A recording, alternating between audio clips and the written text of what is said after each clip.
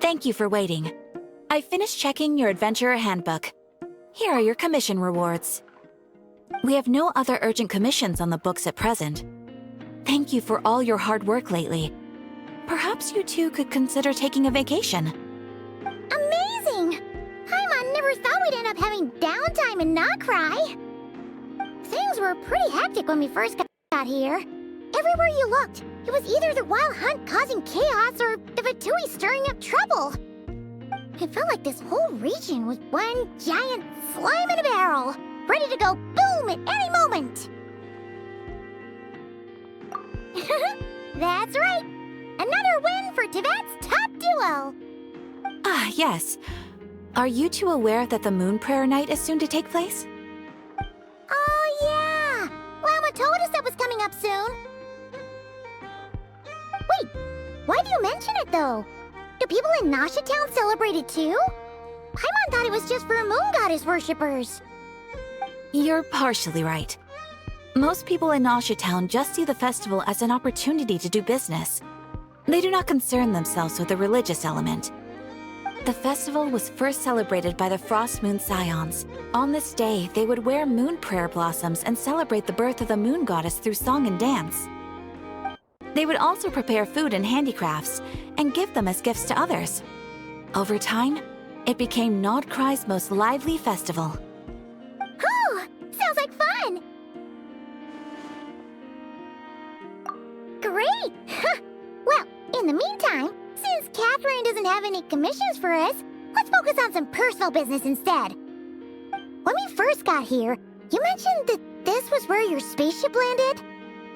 We didn't get to follow up on it at the time, because we got wrapped up in that whole rare air situation, but now we can finally start investigating it properly. Well, there's a saying Paimon's heard around these parts, which goes, if you lift up a rock, you'll find something you weren't looking for. By that logic, you'll never find what you're looking for while you're searching, but the moment you stop looking, it'll jump right out at you. Could be worth a try though, right? Anyway, Paimon suggests we focus on other stuff we want to do for now, and just keep an ear out for spaceship-related intel as we go.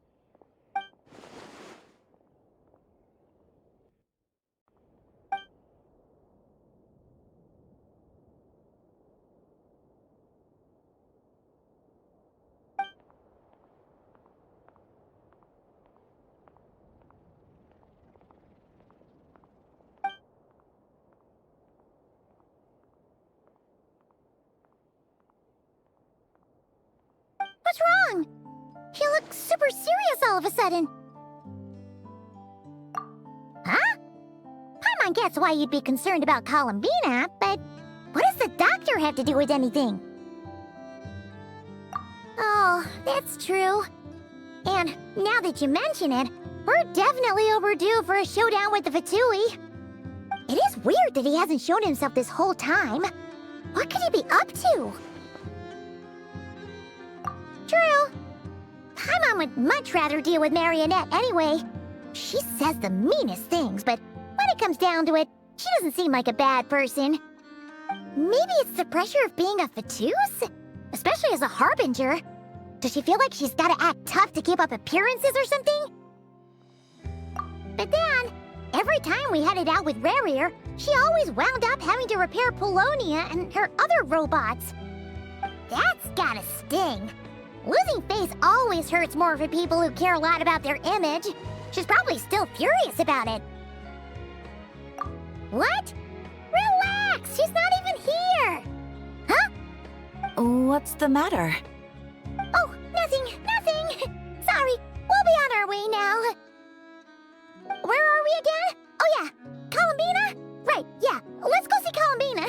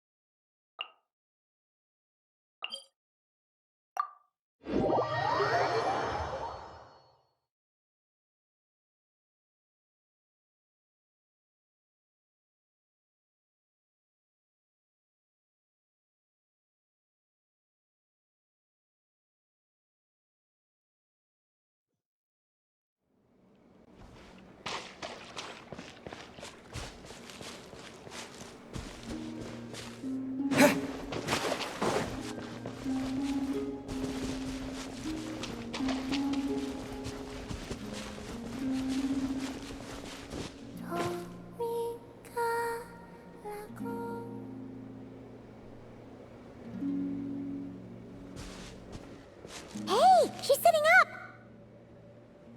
Is me sitting here a rare sight? No, we just thought you'd be resting. Perhaps I would have been, were it not for the sudden arrival of some unexpected guests. Not that I consider it a disturbance. After all, you are the only ones who are free to enter. Would it not be a little unfriendly of me to lie down while we speak? I didn't realize you put so much thought into little things like that.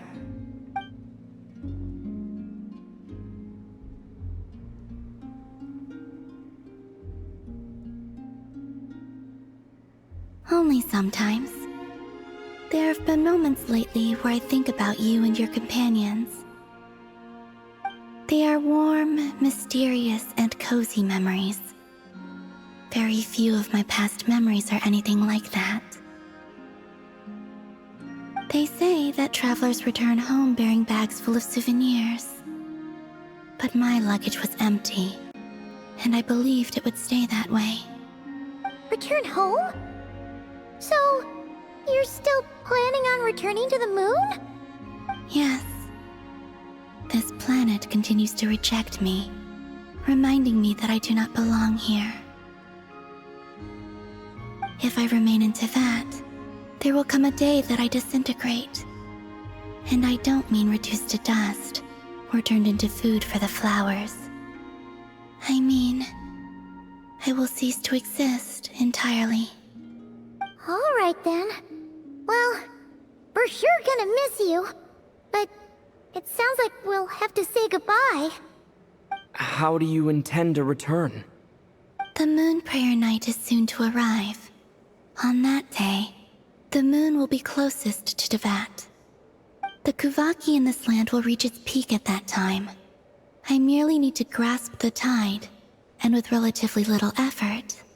Oh, Paimon gets it! It'll work like a slingshot! You make it sound like she's gonna get blasted up to the moon. If I did that, I suspect I would crash into the false sky. I will be using a much gentler approach, but I do like the analogy. It's fun. You see? She gets Paimon's sense of humor. In the blink of an eye, the time has come to part ways. It does feel that way, doesn't it? Time seems to fly fastest when you are enjoying it. I have always thought of myself as a wanderer on this earth, and it has never expressed any desire to keep me here. Yet just as I plan to depart, it tugs at my arm. Is this a gesture of affection?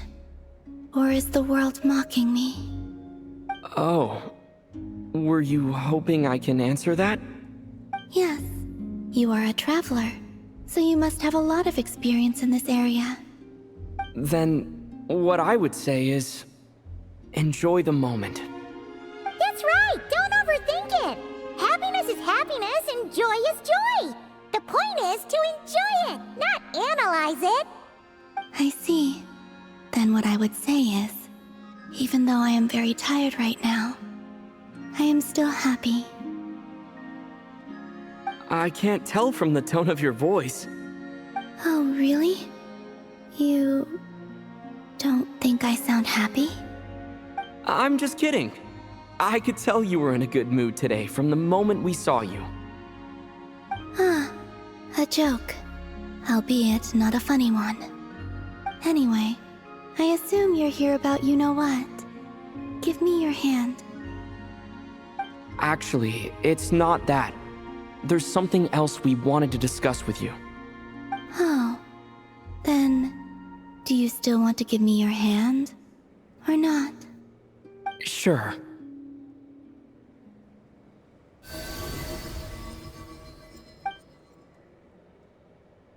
Thank you. So, I've heard that in the Moon Prayer Nights of the past, people here would hold celebrations in the Moon Goddess's honor. Since you helped so much in our fight against the Rehir of Solnari, I think you deserve a farewell party before you return home. I haven't asked everyone else for their opinions on this yet, but I'd like to invite you to join the upcoming Moon Prayer Night. I've never joined a moon prayer night before. I'm not sure what I would even do. Oh, don't worry about that! We take care of everything! All you'd need to do is show up. Of course, there's no need to force it if you're not feeling strong enough. It's just, this kind of felt like a golden opportunity.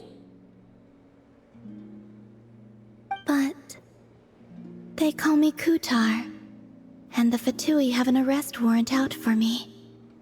I shouldn't appear in public right now.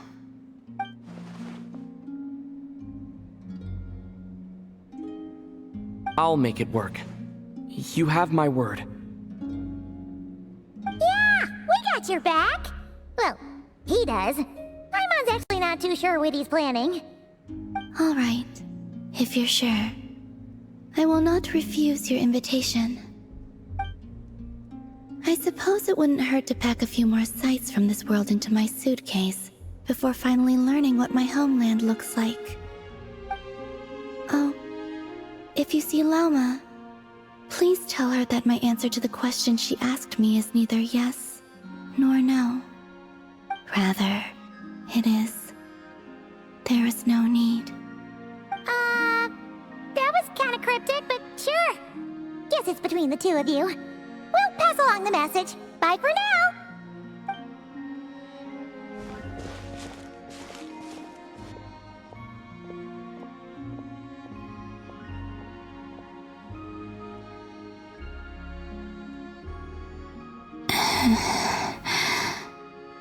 And also, I do not know.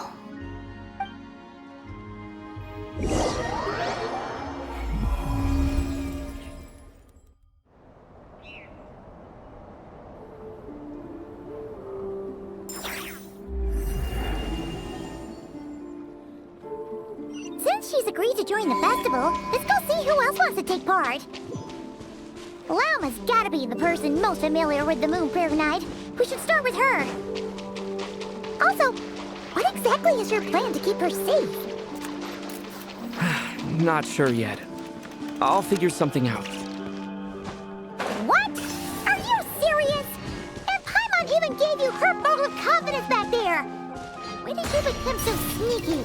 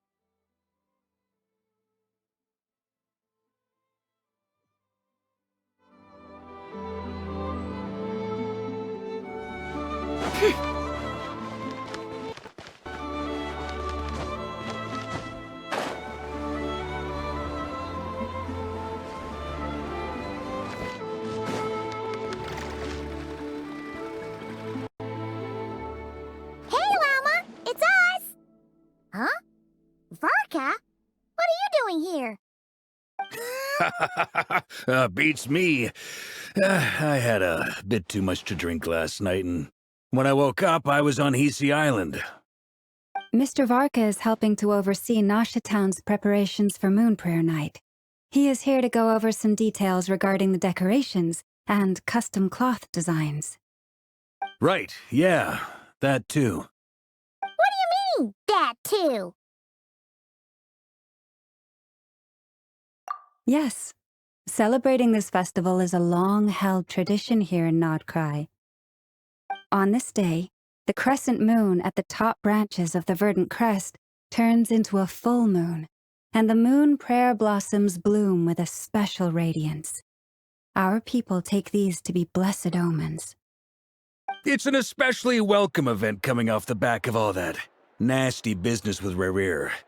Everyone got put through the ringer recently, and now they're looking to turn their fortunes around. The big shots in town all agree that a big, lively celebration is just what we need to rebuild people's faith in this place. No wonder Catherine said the people weren't so bothered about the religious element. That's right. It's become more of a local custom by this point. The celebrations have little to do with whether the religious stories behind this event are true or not. Even the Frost Moon Scions are eagerly awaiting the coming of Moon Prayer Night, despite now knowing that their past beliefs were founded on a falsehood. That's fair. It's a bit like the lantern ride in Liyue. It's a chance for people to enjoy themselves, not debate the existence of the Adepti. Oh, one other thing!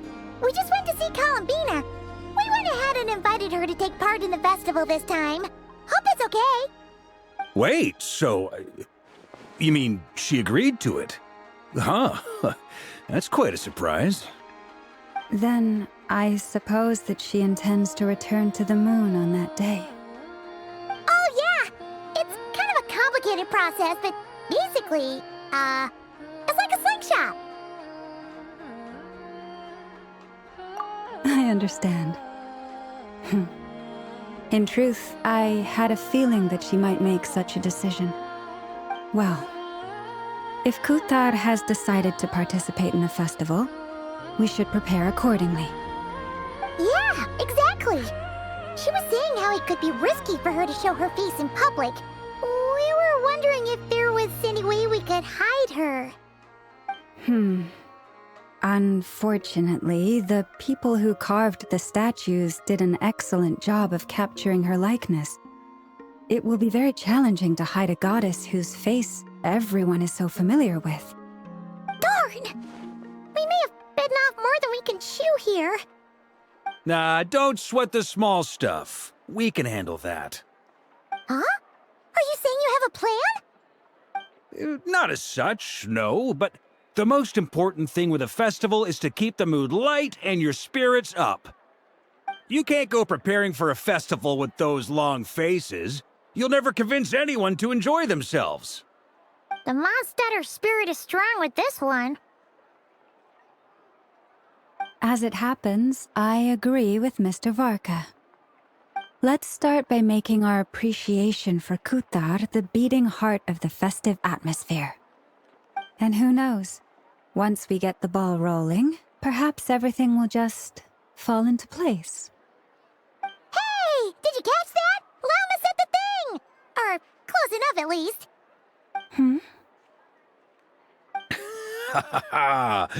I'm looking forward to the Moon Prayer Night already. We have a festival in Mondstadt called Windbloom, and you can always tell which couples are celebrating it for their first time by the smiles on their faces. Big, beaming smiles like their whole face is glowing. And I have a feeling we'll get to see that same smile on the Moon Goddess's face at this festival. Not quite the same, surely. Anyway, I'll take care of business in the city, but I'll have to leave the decor up to you and the Frost Moon Scions. No one else can capture that traditional aesthetic quite like you guys. But lastly, there's the final key element that brings the festival to life. Companionship. Before you leave, let me show you something that we've been preparing. Mr. Varka had asked to see it already, so you may as well tag along. Also, I have some further questions about Kutar's decision.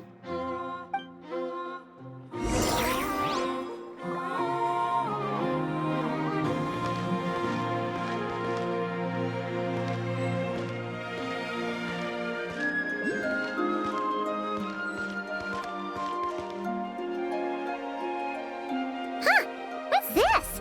They sure look like they're having fun. I believe so.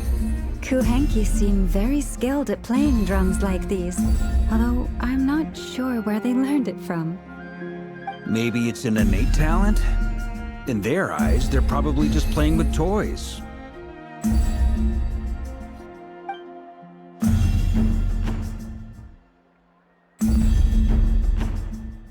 Wanatar! You want to play too?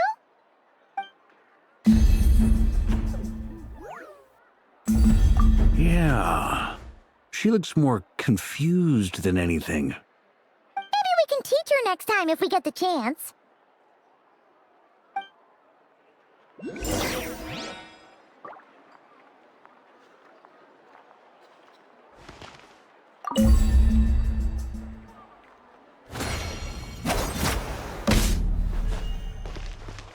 What are these floaty things?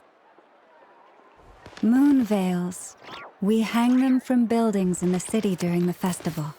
When you look at the sky through them, it creates a lovely misty effect.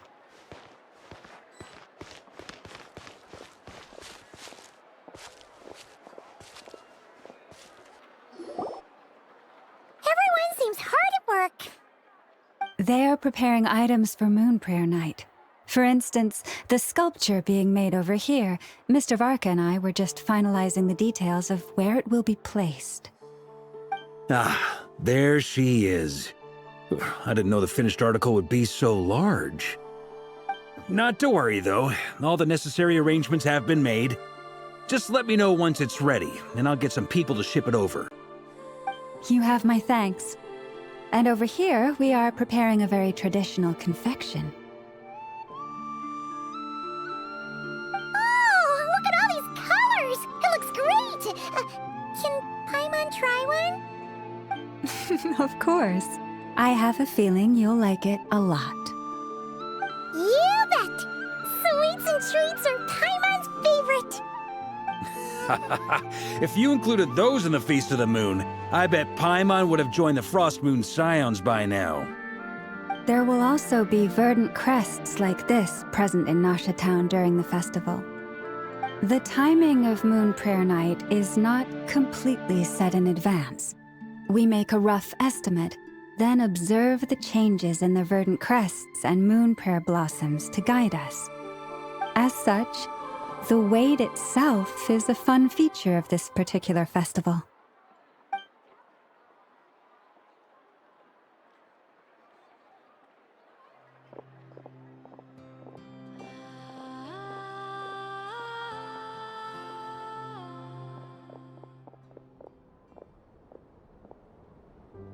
Let's talk here. To tell the truth, I am very surprised to hear that Kutar is willing to participate in the festival. I once asked her if she'd be willing to stay with the Frost Moon Scions. I could introduce her to everyone, and we could be a family to one another. She did not answer, but she has not appeared here since. I took this to mean her answer was no. But if that were the case, she would not have accepted this invitation. Ah. I see. Maybe she is right. Maybe the Frost Moon Scions of today no longer need a moon goddess. But my wish was not for her to come here and be worshipped as a deity. I simply wanted to offer her a place to stay. I'm sure she believes that showing herself here might invite Fatui intervention, and as such, she does not wish to cause us trouble. But what really pains me about all this is that this is her birthplace. She ought to belong here, yet no one has been able to grant her shelter. I think I'm qualified to weigh in here. When someone's about to depart on a long trip, what they need is blessings, not burdens. We should wish her the best, not make the journey harder than it already is. Anyway, she's agreed to attend, hasn't she? All we need to do is simply respect her decision. I see your point. Yes, she will soon depart after all. Our job is to leave her with some happy memories. Besides, who's to say her journey to the moon is a one-way trip? It's not like she can't come back and visit if she wants, right? Paimon agrees wholeheartedly. Festivals are all about having fun, so let's keep it simple. All right, I'm gonna head back to Nausea Town soon. Want to come with? I'm guessing you have some other folks to visit there. Sure thing, let's go! Bye for now, Wilma! Thank you all. Goodbye.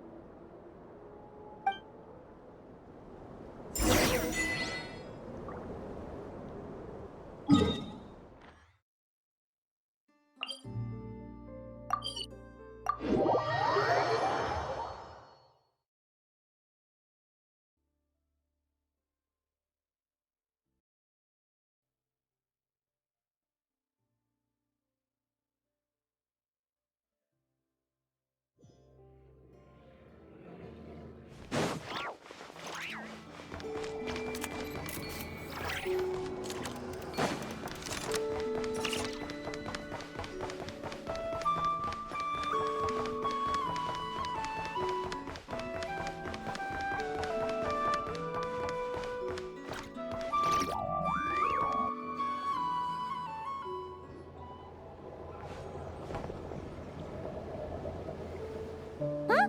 Hey, over there! It's Durin and Albedo with Flints! What could they be chatting about?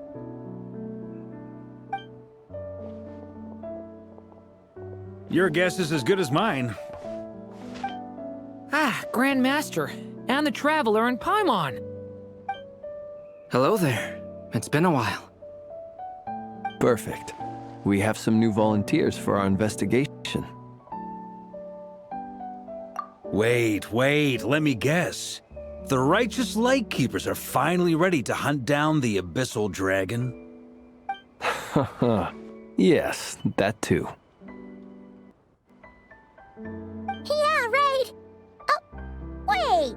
Why does everyone keep saying that too? Well, to be precise, the facts match, but not the causality. Wait, so I guessed right? Half right! Don't act so impressed with yourself. Maybe I can explain. We ran into Mr. Flint's north of Nausea Town. At that time, we just noticed a few abyssal creatures out in the wild, but the strange thing was, I didn't detect any traces of abyssal energy on them at all. On closer inspection, we realized that they were not real monsters, but something akin to reflections in the water, or perhaps a mirage. Huh? What do you mean? Like, you could see them but not touch them? Exactly. It was very peculiar.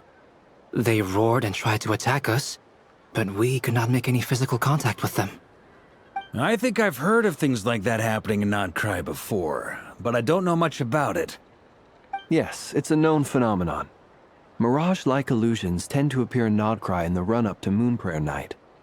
From a distance, they appear quite real. I myself thought that Misters Durin and Albedo were locked in battle with abyssal monsters when I first arrived. But after sharing intel and investigating a little further, we can confirm that these illusions are harmless. There is no great cause for concern. All the Mirage stories I've heard are either animals, rocks, or small houses. Abyssal monsters, though? That's a first. It's a first for me too, so I'm planning to look into it further just to be on the safe side. I intend to inspect a few more locations. What about you two? Any plans? Alice contacted me a few days ago. She'd like me and Duran to assist her with an experiment. But we lost contact shortly after receiving the message. I'm sure that comes as no surprise to anyone familiar with her. We don't know when the wind will blow, yet when the wind blows, we will know. That, in a nutshell, describes how Alice operates. Yeah, that tracks. Okay. Well, I suggest we investigate this Mirage business in the meantime. It's piqued my curiosity, and I'm pretty sure I know someone who will already be 10 steps ahead of us. Well said. Right? Whatever's happening in Nod-Krai, she always seems to be the first one to know. Let's go see what she knows. We can invite her and her staff to the festival while we're at it.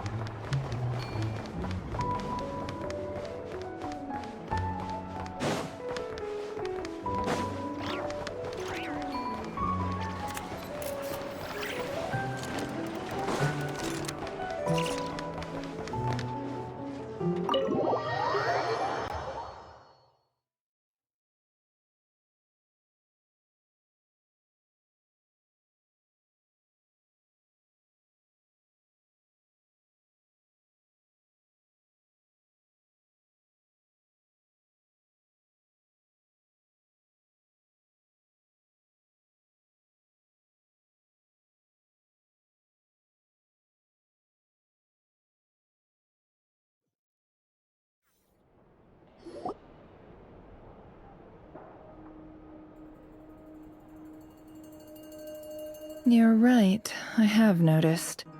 There's certainly something a little fishy about this situation. Only a little, though. Records indicate that this phenomenon can occur in the days before and following Moon Prayer Night. That said, it has always been a rare sight in the past. The odds of encountering these phantoms are similar to looking up in the night sky, happening to see a shooting star, and managing to make a wish before it disappears. But this time, either everyone's getting lucky, or they're appearing far more frequently than usual. Yehoda's out gathering intel as we speak. In the meantime, let me check off some points of interest. First, the Abyss. The ones we saw seem to be abyssal monsters. Indeed. But we have identified one location where many more of them have made an appearance. And not just monsters, but human phantoms too. Given the scale and nature of the phantoms, it's almost as if someone's last memories are coming to life. Or perhaps the memories of multiple people. Oh. So you mean the phantom monsters are hunting down the phantom humans? Exactly. The phantoms can interact with each other, but we have no means of intervening. In addition, some of the human phantoms would seem to be from the very distant past. This is clear both from the clothing they wear and the stories they tell. They claim to be from Hyperborea, a name which I've heard from Lauma before. If this is true, it means they must be from 6,000 years ago. Did Paimon hear that right? 6,000 years? It sounds like this merits further exploration. That'd be a big help. I'll leave it with you, Albedo. My knowledge of ancient history is non-existent. I used to doze off every time the pre-Knights Favonius era came up in class. It's quite a miracle that you were able to understand these phantoms' speech, given how long ago they lived. I suppose you're right. But I'll leave the archaeologists to ruminate over that conundrum. As an intelligence broker, my sole interest is in the value of the information I gather. Which, in this case, hopefully means earning myself some good favor with our dear Lady Moonchanter. So calculating. Whew, this intel broker logic always catches Paimon by surprise. Sounds to me like we could split the work up.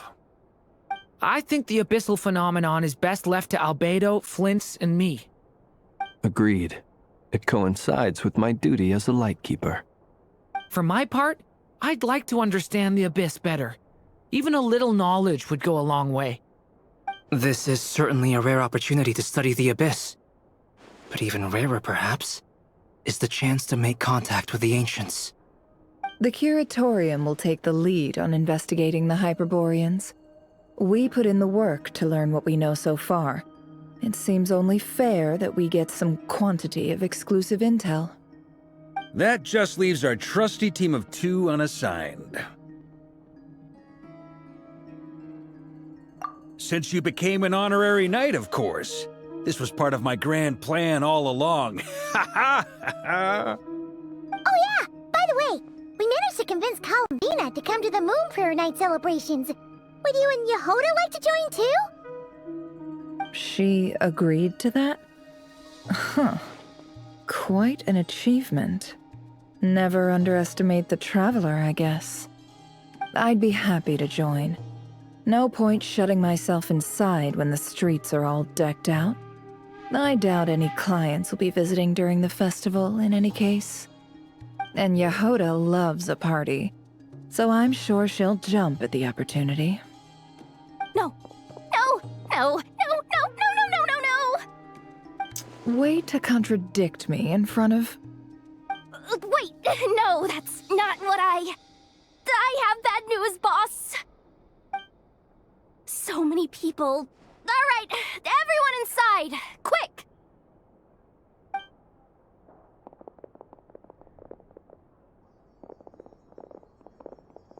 This is gonna sound crazy, but hear me out. I saw one of those phantoms at Star Sand Shoal, and it was some sort of flying ship. Like a spaceship? That's gotta be the one you came to Tibet in! You said you saw the same thing through the moon marrow, right? Huh? You already know about it? Ugh, I thought I was gonna blow people's minds. Turns out I'm the last to find out. Wait. Back up. You came here in a spaceship? Now my mind is blown! What's it like on the inside? Was it like flying through space? I want to know everything!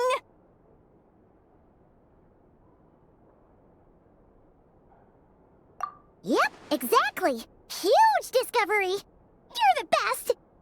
Second best intel broker in the world. After your boss, of course. Wow. Really? Well, I don't know if I'm all that, but... I guess that decides where we're heading next. Come on, don't look at me like that. I know the spaceship doesn't have anything to do with me, but you don't want to leave me as the only one twiddling my thumbs, do you? Please? Fair enough. You can tag along. In that case, let's meet back here to discuss our findings once we're done. I wish everyone a productive investigation. You too.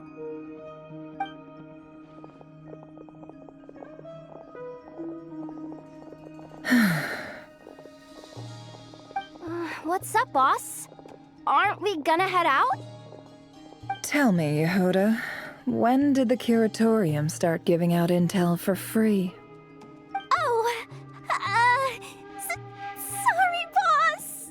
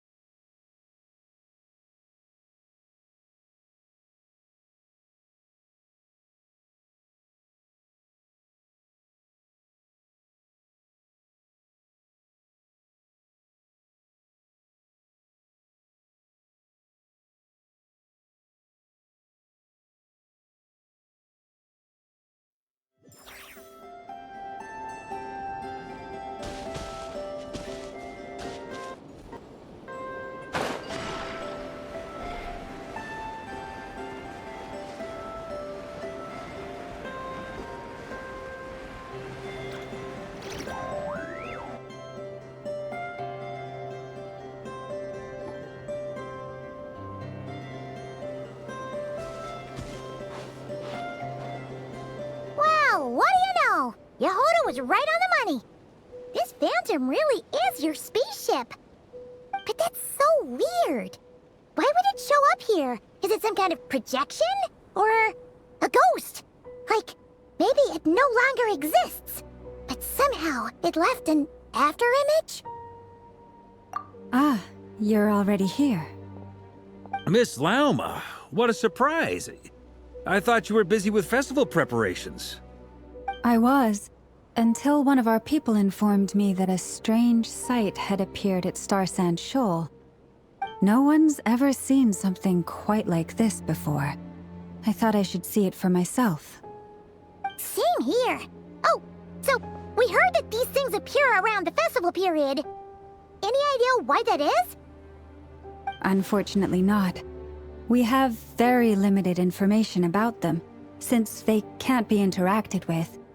And no human phantoms have ever made an appearance before now. The most we've been able to deduce is that these sightings appear to be connected to the increase in Kuvaki energy around this time. Yeah, seems like that's all we can do. This is all so confusing. Allow me to lend you a hand.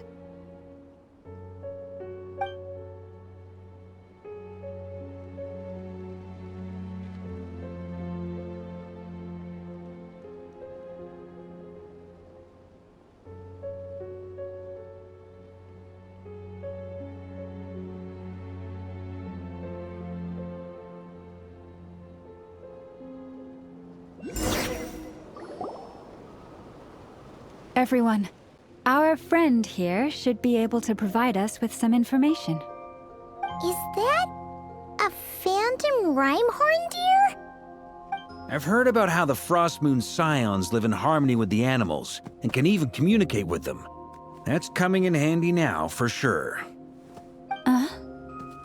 Okay. Yes, I understand. Then how about this?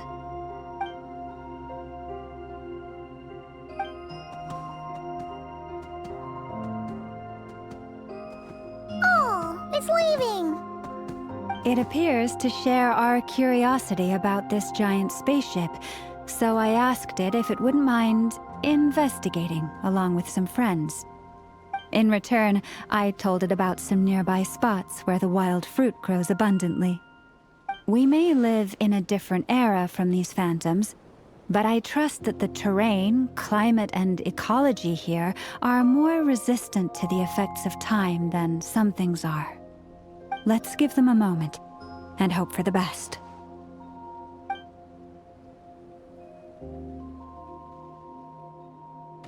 All back together? Must have been a lot of fruit. Indeed. Now let me ask them some questions.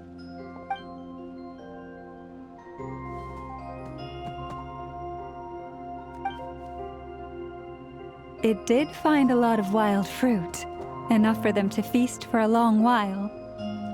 This puffin circled in the air several times, but didn't spot anything out of the ordinary. Certainly nothing to do with the spaceship. Huh. Well, it definitely makes sense to get a bird's eye view. Indeed. Other than that, I was also thinking that the world these phantoms see is also different from ours. Oh, I get what you mean. The wild fruit exist in both times and spaces, but there might also be things that only exist in that space-time, which we can't see. Good point. Great thinking, Lauma. Blunthorn rhinos can use Kuvaki to shift great rocks, but this one says it couldn't get that ship to budge by even an inch. The sniffer mole tried too, but despite being a skilled digger, it could not get through. They say that the spaceship looks robust and undamaged. It seems completely impervious to any and all attacks. Whatever lies within is well defended from harm. So, just like us humans, there was nothing they could do about this spaceship either. Yes, still, they deserve our thanks. We are grateful for all your efforts, dear friends. Now go, and enjoy your feast. I've noticed some other human phantoms gathered nearby. Come on, let's go talk to them.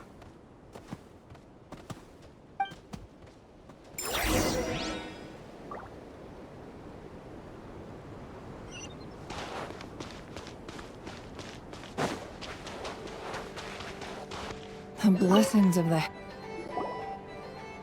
What is this thing? I've never seen it move, and there's no way to get inside. Goodness knows. My grandpa says it's been sitting here at least since his grandpa was still alive. What about his grandpa? Did he say anything to your grandpa's grandpa about it? Huh? I don't know. In all likelihood, it was here back then too. Hard to imagine something this huge could move. Guess that means that as far as they're concerned, this ship's been around a long time.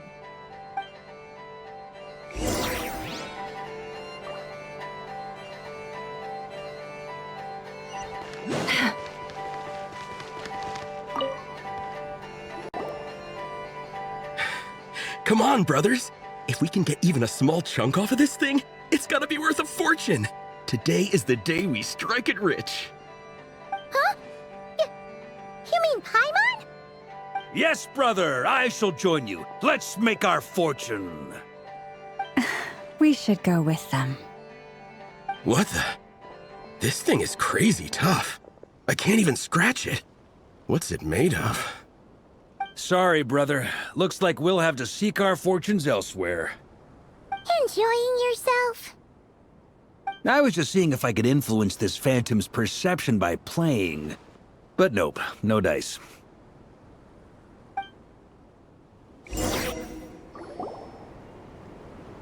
I'm sure we're all starting to build up an idea of what's going on here now that we've spoken to some of the people. These phantoms are reenacting real historical events in Nod-Krai. It's almost like we're in some kind of interactive stage play. We can talk to the actors, but the plot is fixed, and we can't influence it. It makes sense. History is set in stone. The objective facts of the past cannot be changed. Paimon totally thought you were just goofing around earlier. But actually, you were doing some serious investigating. Of course I was. Anyway, at this point, I think we're forced to conclude that although the Phantom spaceship is right there in front of us, we aren't going to learn much about it from these people.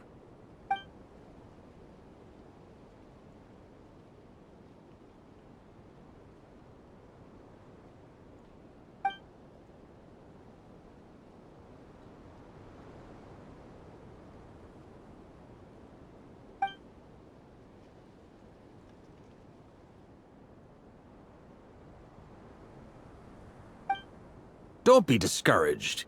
If nothing else, this is proof of the ship's existence. And think about it. So many people tried to hack their way inside, but no one could get the door open. It's made of very tough material. To me, that says that we'll either find the ship itself or the story behind it. It's just a matter of time. Huh. Every now and then, when Varka gets serious, he actually does seem like Grandmaster material for once. I wonder how the others are doing. Let's head back for now. Sounds good. Also, drinks are on me if Team Knights of Favonius is the first to finish. Wait, we have a team name now? Am I in Team Knights of Favonius as well? You're very welcome to join. We've even got a cathedral ready for you. Isn't that technically blasphemy? You wouldn't dare make a joke like that if Barbados was in earshot. Nah, I'm sure Barbados doesn't mind a little harmless blasphemy once in a while.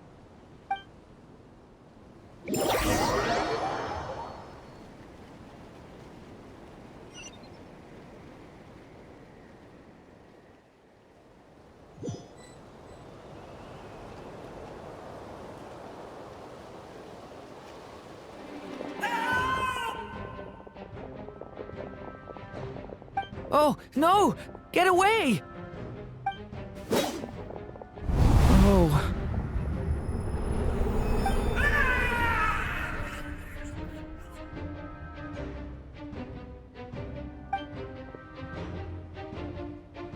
I know it's hard to stomach, Mr. Durin. But as I'm sure you've noticed, there is nothing we can do to intervene in that which unfolds before us. But we have to at least try.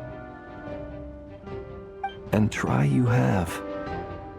But are you aware of how many unsuccessful attempts you've made now? I wasn't keeping count. I'm afraid this is the 39th failure so far.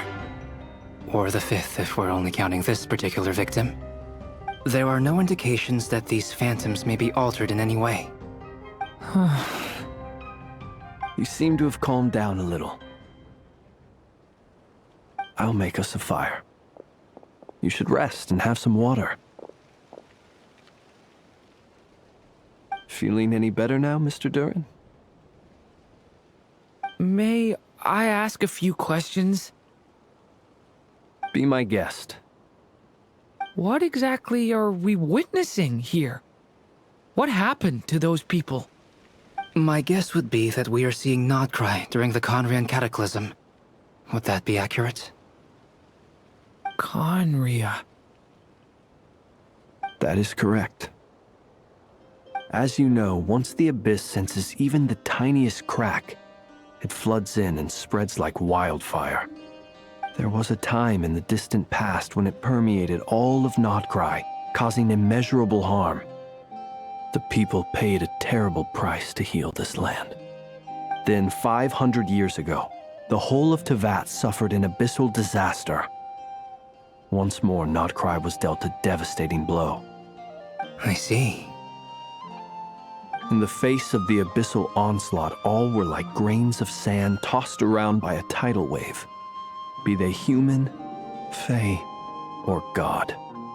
The moment you witnessed is but one drop in a whole ocean of catastrophe. All right. I guess that answers my second question, too. I wanted to know why there's nothing I could do to help them, and that's because what we are seeing is history. That would be my guess as well. As I understand it, history and fate are not all that dissimilar. The latter may be unseen to us, but both are immutable. Yes. Fate was determined long, long ago. I still have a couple of other questions for you, Mr. Flint's. You mentioned more than one abyssal disaster that has struck this land in the past.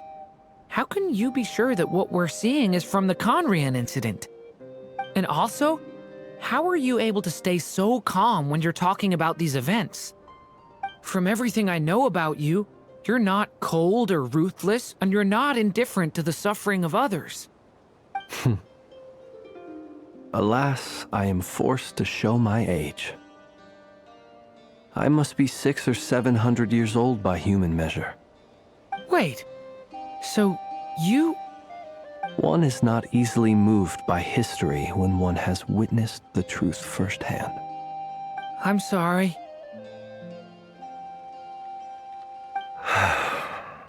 You needn't apologize.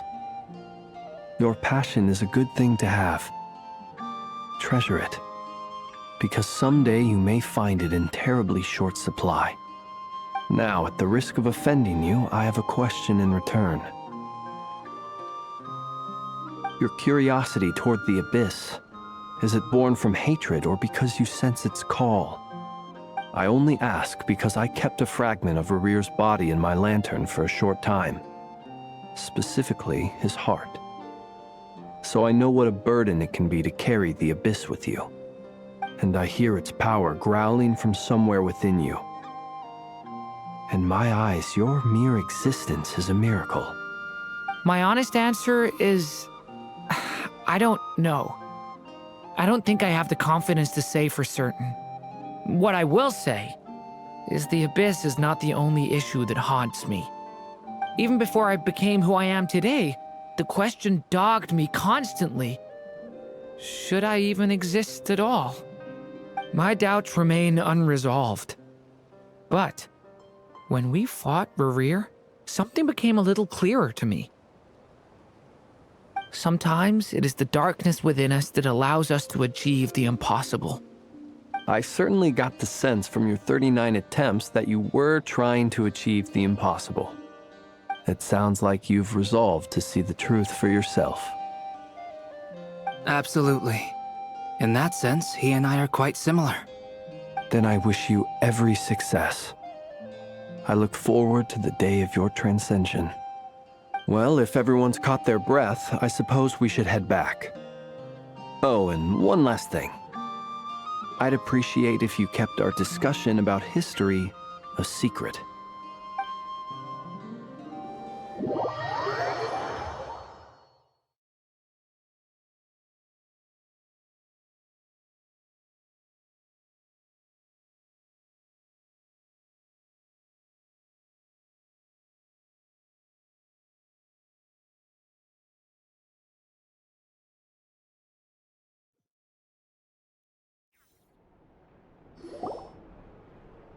Incredibly, our separate investigations led us all to the same conclusion. Hooray for consensus! Yeah, but we barely learned anything, though. I totally thought this would be the mother lode. Talking with the ancients? I mean, come on! But nope. All we got was useless snippets of conversation. And all this stuff about moons and hyperopia. What a load of baloney. Seems like people back then had a few screws loose. I understand your frustration. We found the same issue. Each phantom only showed a very brief moment in time. There isn't much value to be found in these miscellaneous fragments of a civilization's history, no matter how glorious it may have been. If there's a silver lining, it's that these phantoms are harmless to the present reality. They shouldn't get in the way of the festivities. Paimon agrees. And not just because it's the first thing she understood in this whole conversation. You look disappointed, Nefer. Is something the matter? What do you think? We all worked our tails off, but the only one to gain anything from it was you, Lady Moonjanter. Well, please do share the Hyperborean records with me. I will gladly inscribe them in our people's documents. Oh, duh! Yeah! That was it! Hyperborea! Hyperborea. I'm serious. Only an expert in the Frostmoon Scions and their history can turn these records into valuable research material. The alternative is to let them gather dust on the Curatorium's storage shelves until the pages turn yellow. Nefer, you're wise enough to know that cooperating and sharing the profits is the best course of action here. Well, that goes without saying. Sure, let's do that. Huh? But didn't you say we aren't supposed to give out intel for free? Sorry. Shutting up. Now is not a good time to push Nefer's buttons. Anyway, back to Moon Prayer Night. I'm thinking that we should prepare something a little special, aside from the usual decorations and so on. You mean a parting gift?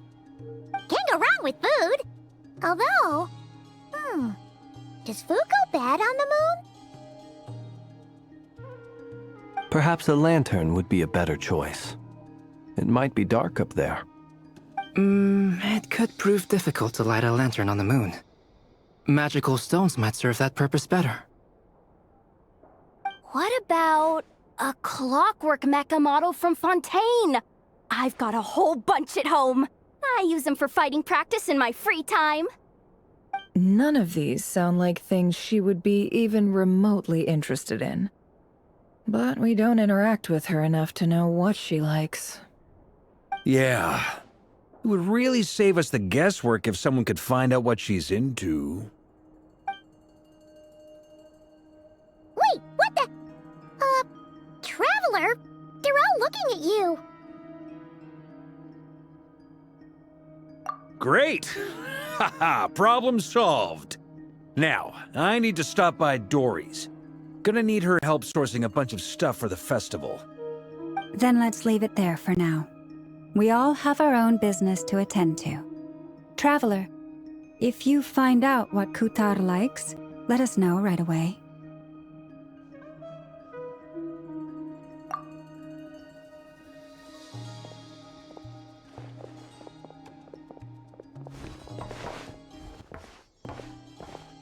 Is something the matter? I'm fine. It's just... I'm still feeling a little rattled after witnessing the horrors of the Abyss. But it's okay. This is something I have to work through. I'll be all right. Thanks for your concern. Well, don't put too much pressure on yourself. If you ever feel like something's wrong, physically or mentally, we're here to talk.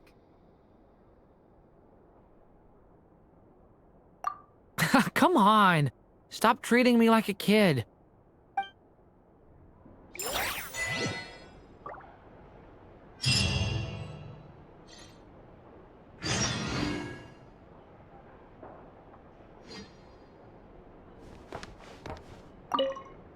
Which is why we need a lantern guaranteed to work on the moon. Yes, I have a few ideas, but the lantern itself is the easy part. The real issue is how little we know about the lunar environment. Wait, you two are serious about this? Let's just say I'm intrigued by these shining magical stones that Mr. Albedo has mentioned.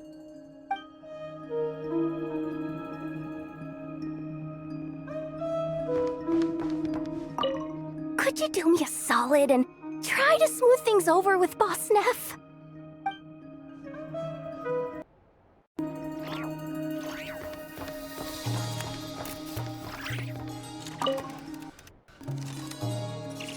You should get going. It's important that we ascertain what Kutar likes.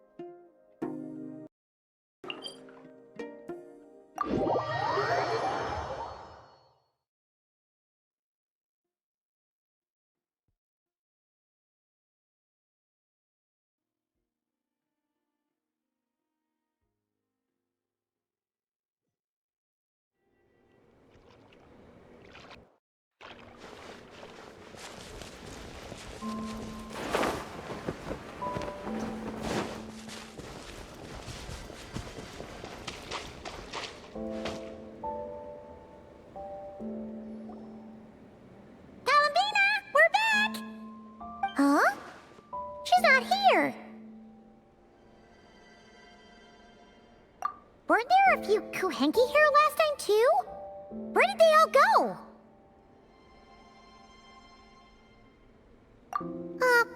Walkies? For Kuhenki?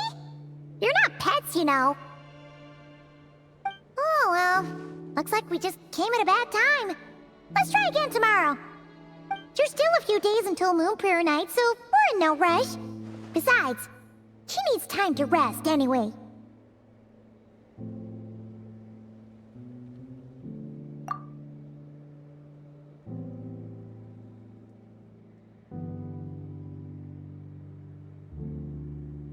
Kalamina! Are you back yet? Oh, how strange. Looks like she still isn't here. Right? her to spend so much time outside, especially since she's worried about attracting unwanted attention.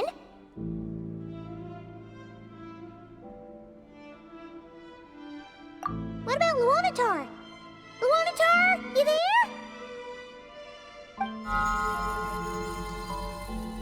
Hey! Do you know where Columbina went? Sorry, didn't understand. But if you know where she is, could you take us to her?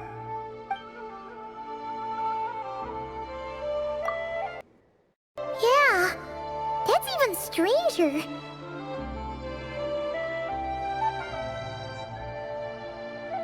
What about him? Oh, that's not good news. They change color when Columbina gets weaker, right? And they look super pale right now. Good idea. She might know what's happening.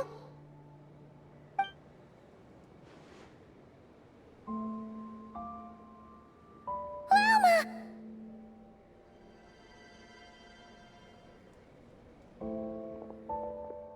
Ah, it's you. How is Kutar? Is she okay?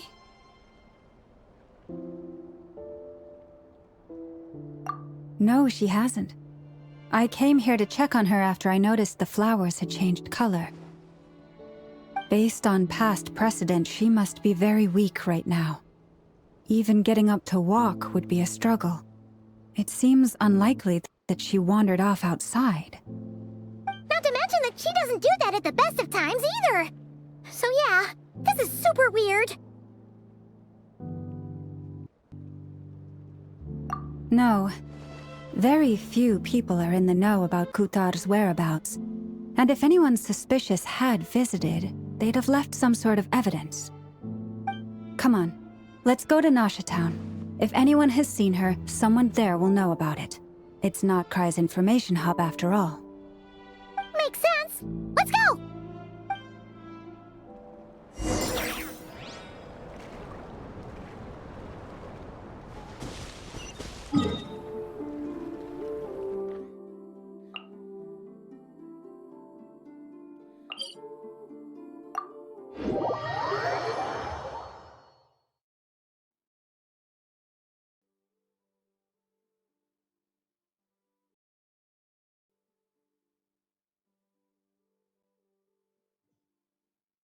The blessings of the heavens do not fall impartially.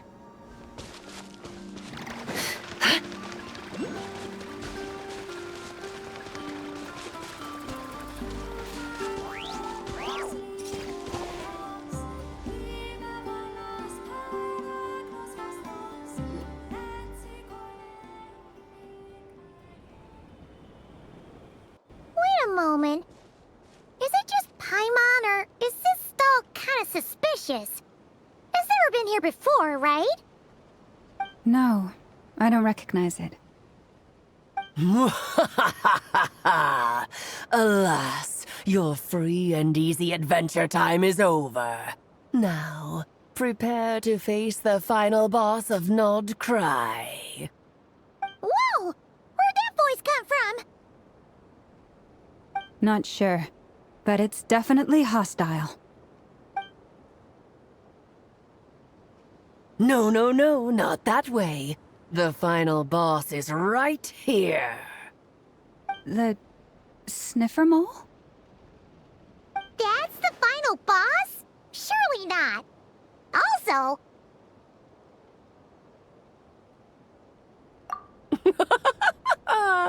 Okay, the jig is up. I'll stop teasing you. Turn around. I'm right behind you. It seems I've managed to leave quite an indelible impression, even though you've never seen my face. Oh, nothing could make a great mage more pleased with herself.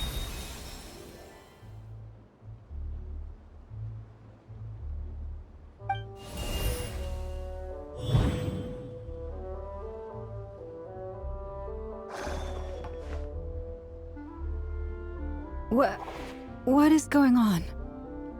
I've heard that all the big shots in Teyvat have long, wordy titles that stun people speechless when they make their entrance.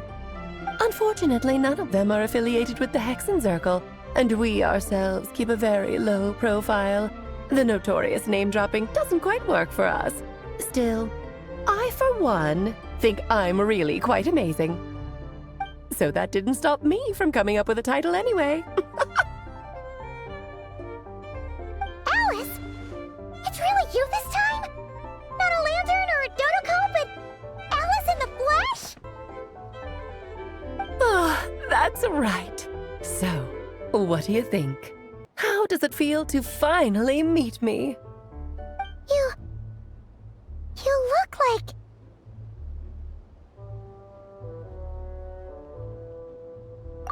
Oh, that's the first thing you thought. A little surprising, but that actually makes me very happy. Because that means that when Cleek grows up, she'll be just as stunningly beautiful as her mother. So she's a friend of yours? Kind of. This is actually the first time we've seen her in person. I see. Madam Mage, that was, quite a powerful entrance. I certainly won't be forgetting it anytime soon. It's okay, Lauma, don't force it. Paimon will do the honors. This is Alice from the Hexen Circle. She's a friend of ours. And of Arcus, too. That's right. She's a good person, just kinda... unpredictable. Well, what is the human heart if not unpredictable? Hmm? If we could not do as we please, how would we differ from machines? I am Lauma, Moon Chanter of the Frost Moon Scions. It is a pleasure to meet you. Oh, I know. Before you got here, I spent a good, 15 minutes getting up to speed on Nod-Krai's present situation. In other words, I've read the whole in the last episode part, so we can skip the pleasantries. Fair enough. Well, Miss Alice, I can already tell that you have quite a unique personality. He'll get used to it. Paimon sure is. So anyway, what are you doing in Nod-Krai, Alice? Oh, I thought I told you already. This time, I'm the final boss. And what a formidable foe I shall be. Powerful, confident, decisive, and good luck finding my weak spot. You will never succeed. Oh, drat. My one weakness, and you found it in an instant. Fate has been dealt a devastating blow. Thus falls the great Dodo King. Why are you playing along with this nonsense? For funsies, of course. What's wrong, Paimon? Are you disappointed in me? Am I a gigantic letdown? No, it's just... you seem like a busy lady. And this is the one time you've shown up in person. Paimon figured it would be for something more high stakes than just goofing around. You're quite right. I'm here in Nod-Krai because something big happened. Something big enough it caught the attention of the Hexen Circle. It concerns the 3 moons, Tevat's borders, and of course, the moon goddess you are currently searching for. Kind of. Why don't we discuss this over a pot of tea?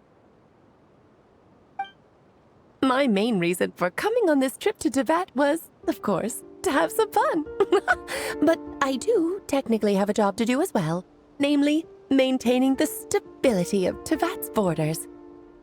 I'll skip over the complicated parts, but to sum it up, abyssal energies are all that lie beyond Tevat's border. We'd find ourselves in a real pickle if they ever made it through. And the phantoms you've been seeing are a sign that the border has been disturbed. No wonder they tend to show up around Moon Prayer Night. Is it because the real moon is now so close to us that its power can cross the border? In part, but only a negligible amount passes through. Just enough to influence the verdant crests and so on. And as you've noticed, there has been an unprecedented number of phantoms appearing this year. The influence of the moon beyond the border cannot explain this. No, there is another far greater factor at play. The trilunar syzygy. A trilunar syzygy. Eons ago, before the heavenly principles came to Devat, it was the then 3 moon goddesses who controlled the laws of this world. Oh, that's exactly it! The 3 goddesses split these powers amongst themselves, promising never to consolidate them into one singular body. This was meant to keep the world stable. But, fast-forwarding to the present, the eternal moon's marrow is with you, while the iridescent moon's marrow, which should never have appeared in this world, has been retrieved. Add that to the presence of a moon goddess in the flesh and... the power of all 3 moons is gathered here in Nod-Krai. There hasn't been an event like this since the War of Funerary Flame. And it's having a noticeable effect on Tevat's borders. Because I wish to give my darling daughter a peaceful, sunny environment to grow up in. Is that a good enough reason?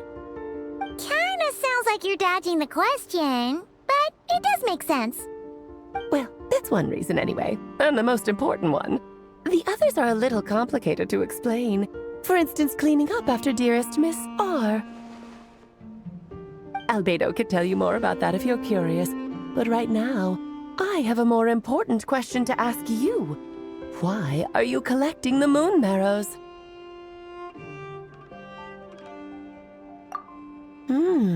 I see. Nicole told me about that legend once. Nicole? You mean meet Anne? Oh, so you remember.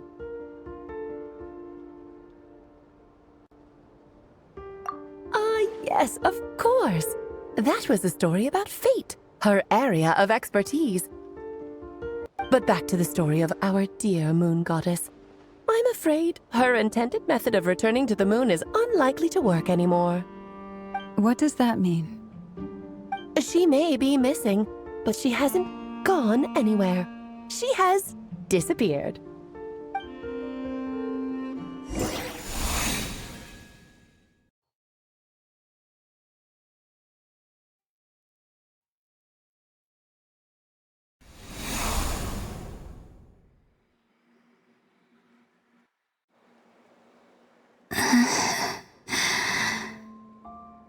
My body is so heavy.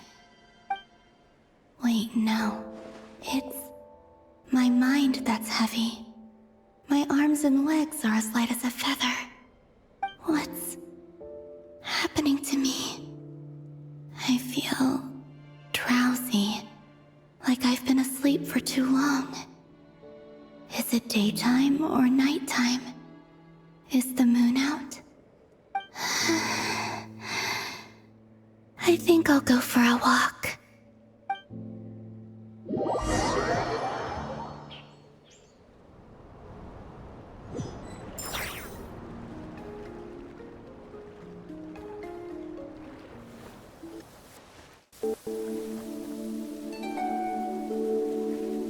Are you out for a walk too?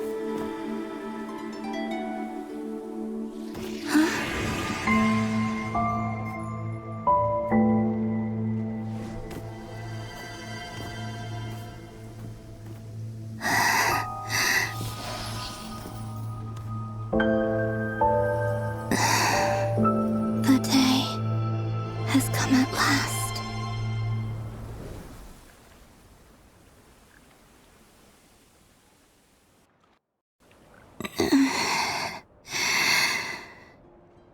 Have I grown so weak that I can't even sustain my physical form? But Moon Prayer Night is nearly here. I was so close to returning home. Death is near. Is this how it ends for me? Will I return to the moon after I disappear? Or...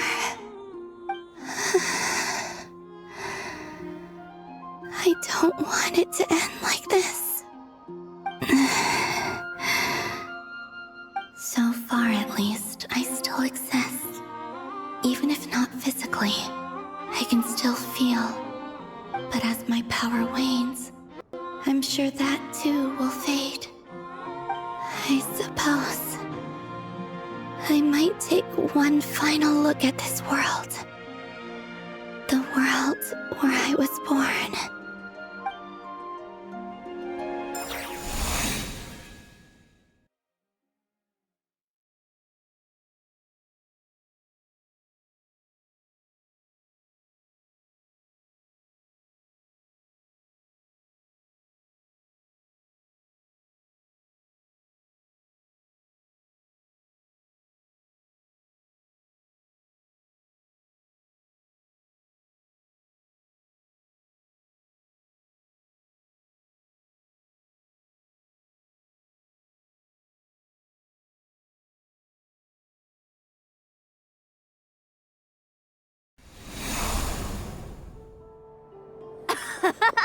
Come on! Come on!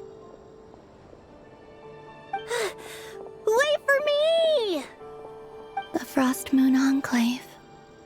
How much it has changed since I was born. These decorations, they're so heavy. It's times like this when you kind of wish men could be priestesses and acolytes. How fascinating. I've never had the chance to be privy to people's private lives in this way. In the past, people would get so solemn and serious the moment I showed my face, like they were frozen stiff. Karina, Lametti, it's time to eat. Coming! I want to watch them a little longer.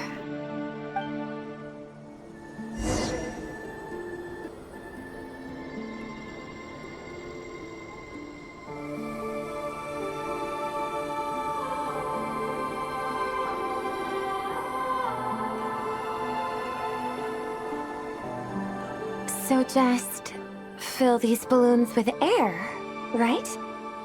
Yep. Try a couple now to test things out. The rest can wait till Moon Prayer Night. Think fast. Rita! Teasing an acolyte of the Frost Moon Scions? Surely that's a punishable offense. Take this!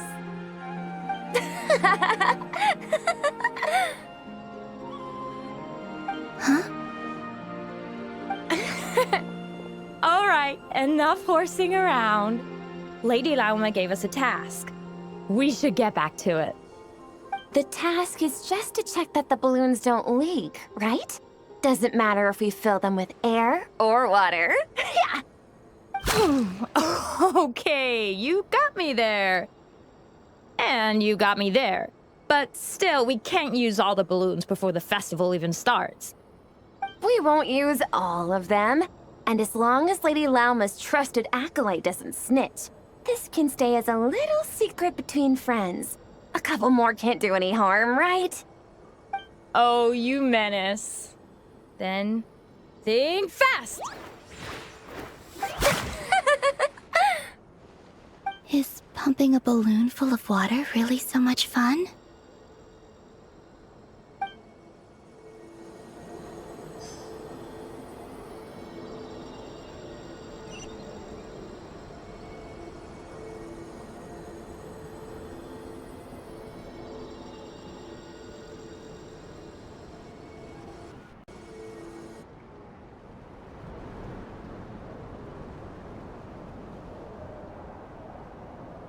I'm sure you're both tired from playing all day. Come on, eat up. A plain, humble meal. That has always been the way of the Frost Moon Scions. Huh? How come Lametti got a midsummer berry dessert? Oh, I always get Lockaberry. I don't mind sharing. You can have a bite of mine if I get to have a bite of yours. They're sharing food? I've never shared food with anyone before. Even at the Harbinger tea parties, everyone just ate off their own plate. And when I couldn't finish my food offerings from the Frost Moon Scions, they'd leave the leftovers out under the moonlight for the animals to claim. Hey! That was 2 bites! Oh, then you can have another bite of mine. Oh, you too. Oh, don't fret now. Here, have some of Granny's too. So this is what it means to be family.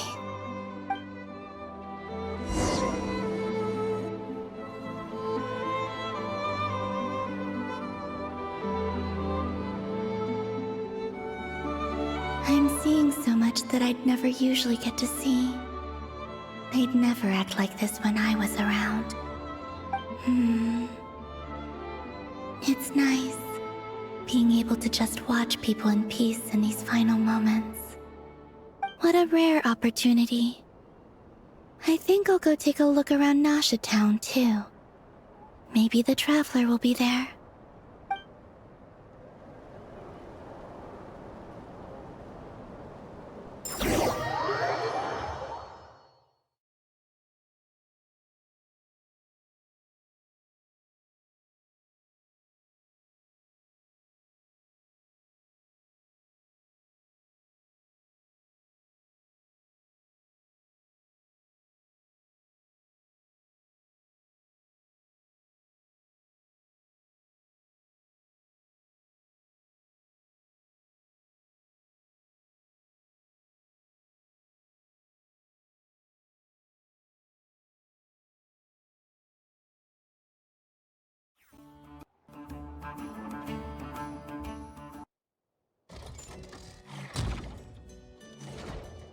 After the War of Funerary Flame, the Moon Goddesses were no longer recognized by Teyvat.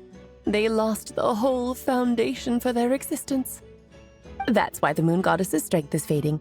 She cannot withstand the world's rejection of her. To be more pedantic about it, the Moon Goddesses did something to offend the heavenly principles, and that's why they were ousted. Something of a recurring theme in Teyvat's history. Theoretically, speaking so candidly should put me in their crosshairs too, but they can't tell me what to do. I'll say whatever I want.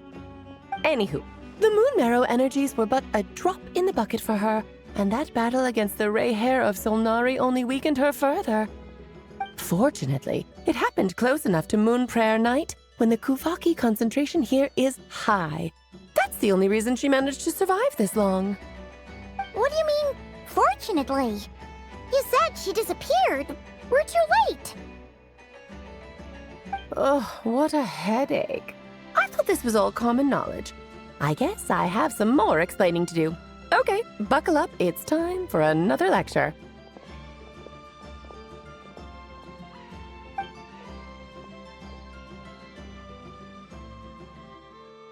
Now, I said earlier that the Moon Goddesses lost the foundation for their existence. The reason for that has to do with the natural order. Basically, the rationale for their existence in Teyvat was lost. The same logic applies to the present Moon Goddess too. Consider her existence so far.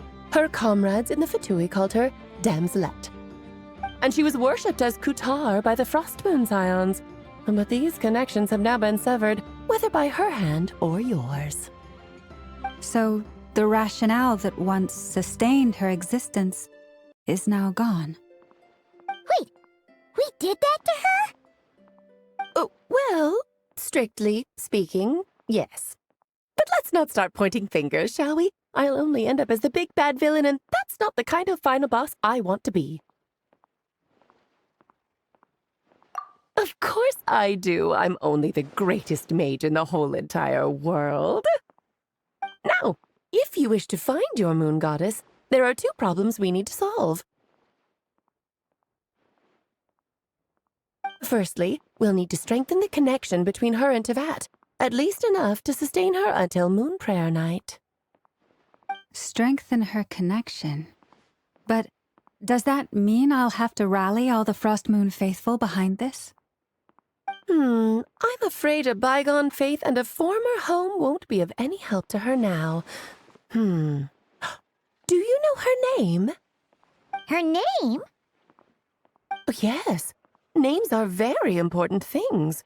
A name is a fundamental concept that anchors one's entire existence.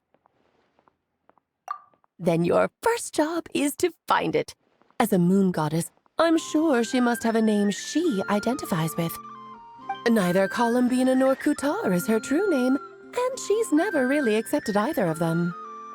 So, finding out her real name is enough to sustain her existence? Yes, I know it sounds like a small step, but every journey begins that way. So for now, that's all we need to focus on. The second problem is with her plan to use the moon marrows to return to the moon. Unfortunately, piercing through the false sky will take an enormous amount of power. Given her current condition, she won't be able to provide anywhere near enough power, even if she recovers her physical form. But no need to fret. Nicole's the expert in this field, and I'm sure she'll figure something out. Wait, Mage N is going to help us out too? That means we've got 2 Hexacircle mages on the case. This is turning into a pretty big deal. Actually, this is more of a side quest for me. Like you said, I'm a busy lady, so I can't stay for too long. I'll have to return to Tevat's border soon. That's the upside you get for looking out for my little Klee. Hopefully that will incentivize you to carry on keeping her company in the future. Anyway, jokes aside, you'd better get moving. It will take quite a miracle for the moon goddess's consciousness to hold out till moon prayer night. Oh, I suppose I might as well tell you where Nicole is before I leave. Off you go now. Time to meet your new friend. Oh, yes, and a little suggestion. Don't forget to mind your heads. What? I wonder how Durin's doing. I should really go see him before I head back. You really are super busy. I most certainly am. There's so many children I have to keep tabs on just in Mondstadt. Durin, Albedo, Venti, Varka. Klee didn't make the list, huh? Of course not. Klee is my pride and joy. I have no qualms about her, because she's the best child in the whole wide world. Yep. Klee's a little angel. I'm glad you agree. Well, all the best. See you when I see you.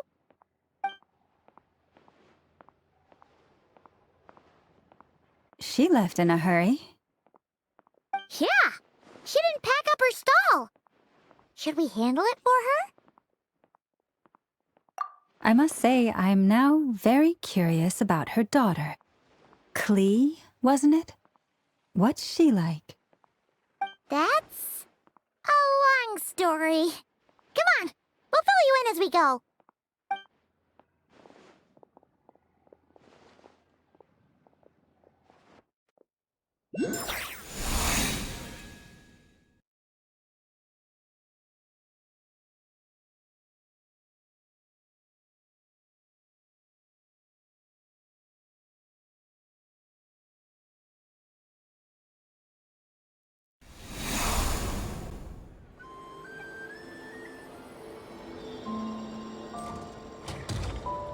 What a lively place.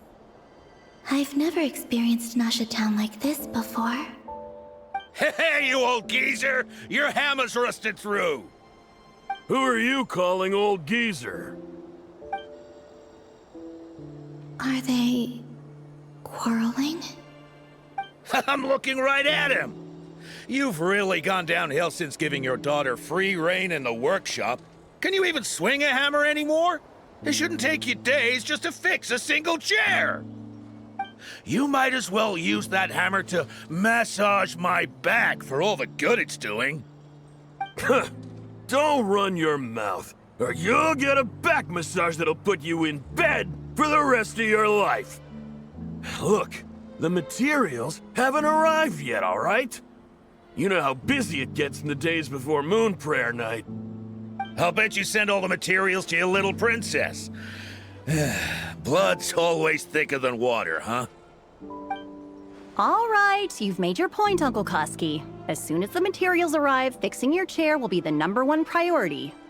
And Dad, if you've got time to chat, why don't you lend me a hand, See? Lolka knows what the score is. I guess they're friends. But the way they spoke to each other was so ugly. Then again, it wouldn't be the first time I've seen something like this. Columbina! Sing outside my door in the middle of the night one more time, and I'll unscrew your vocal cords. You hear me? Oh, Zandrone.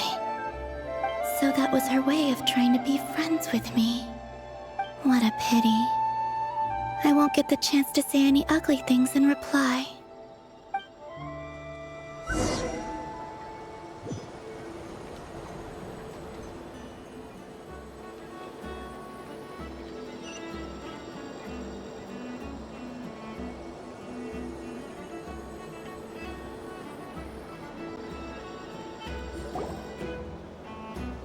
Hey, have you decided what to give her for Moon Prayer Night?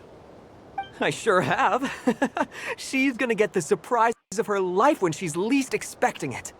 Then I'll whip out the ring and pop the question. The surprise of her life. What a fun turn of phrase. Cool, I get the picture. You can spare me the gushy details. Ooh, looks like we have a customer. Hello there, ma'am. Would you like some Moon Prayer Night candy? Huh? Is he talking to me? Can he see me? Here you go.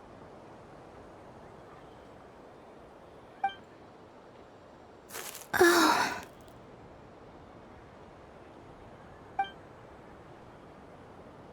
Come back anytime. Right. Now, where were we?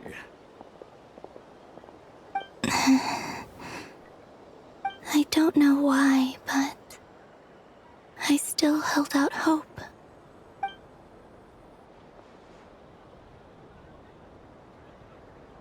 The most important thing right now is to find that mage. This name thing seems super important too, but where do we even start looking? I'd better go pay the Fatui a visit.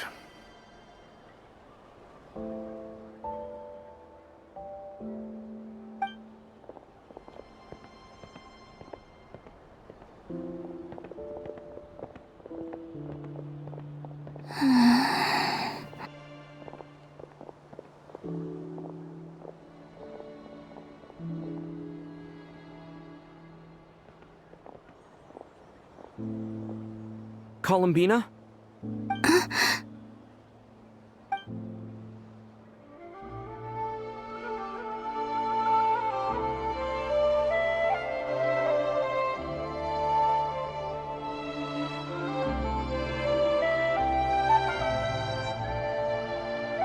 Traveler? Let's go! This is no time to be spacing out!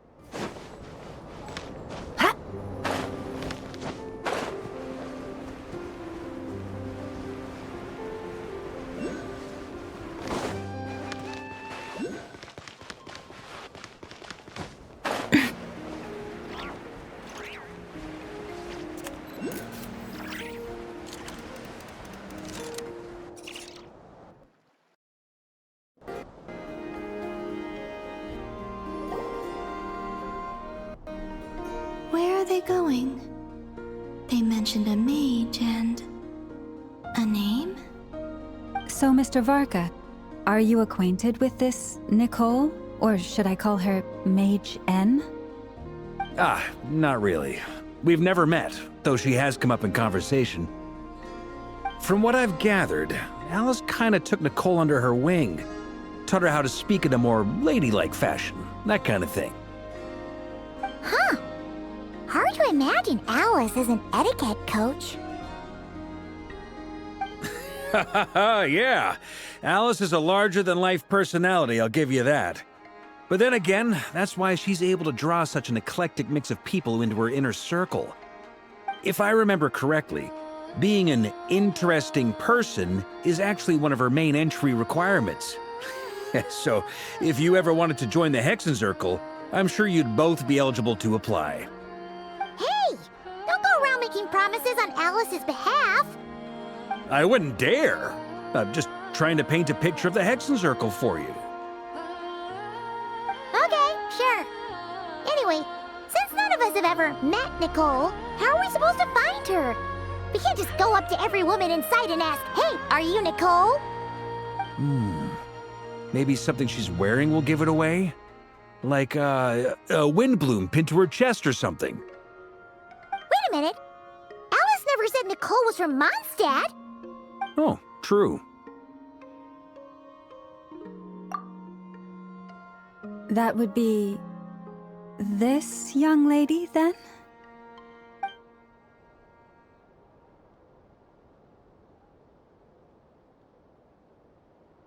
Hey there! Sorry to disturb you, but... are you Miss Nicole? Varka, Knight of Boreas of the Knights of Favonius. Alice might have mentioned me before. Mm-mm. Have we got the wrong person? Sorry. Well, this is awkward.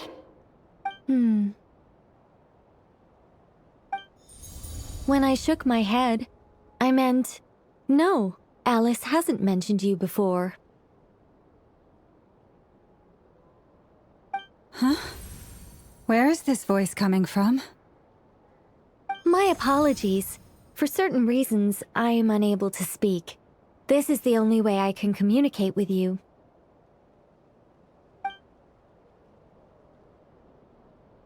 It might take some getting used to, but I hope you can understand.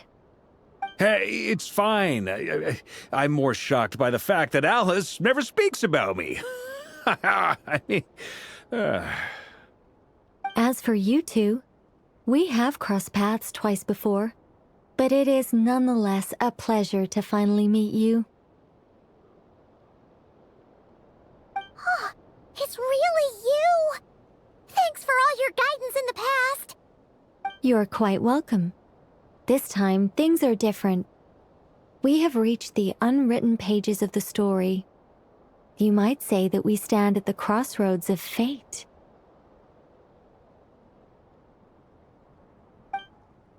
Now then, allow me to formally introduce myself. My name is... No, stop! Alice! I can't believe it! I had a whole speech prepared. I'd agonized over every single word. She always picks the worst moments to ruin other people's plans. I'm so sorry about that. Alice took the liberty of devising some bespoke self-introduction magic for each member of the Hexenzirkel. But I could have sworn I deleted all of the triggering conditions for it. How did it bypass everything? Oh gosh, this is so embarrassing. This is a very different side of Nicole than what we're used to. Is she not used to face-to-face interactions? Don't worry about it. We've seen that introduction magic once already, so it wasn't too much of a shock. Please go on, Miss Nicole. We'd love to hear what you have to say, or... well, communicate. Huh? Are they talking to this lady? But...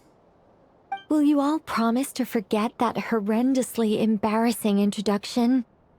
Sorry? Embarrassing? When?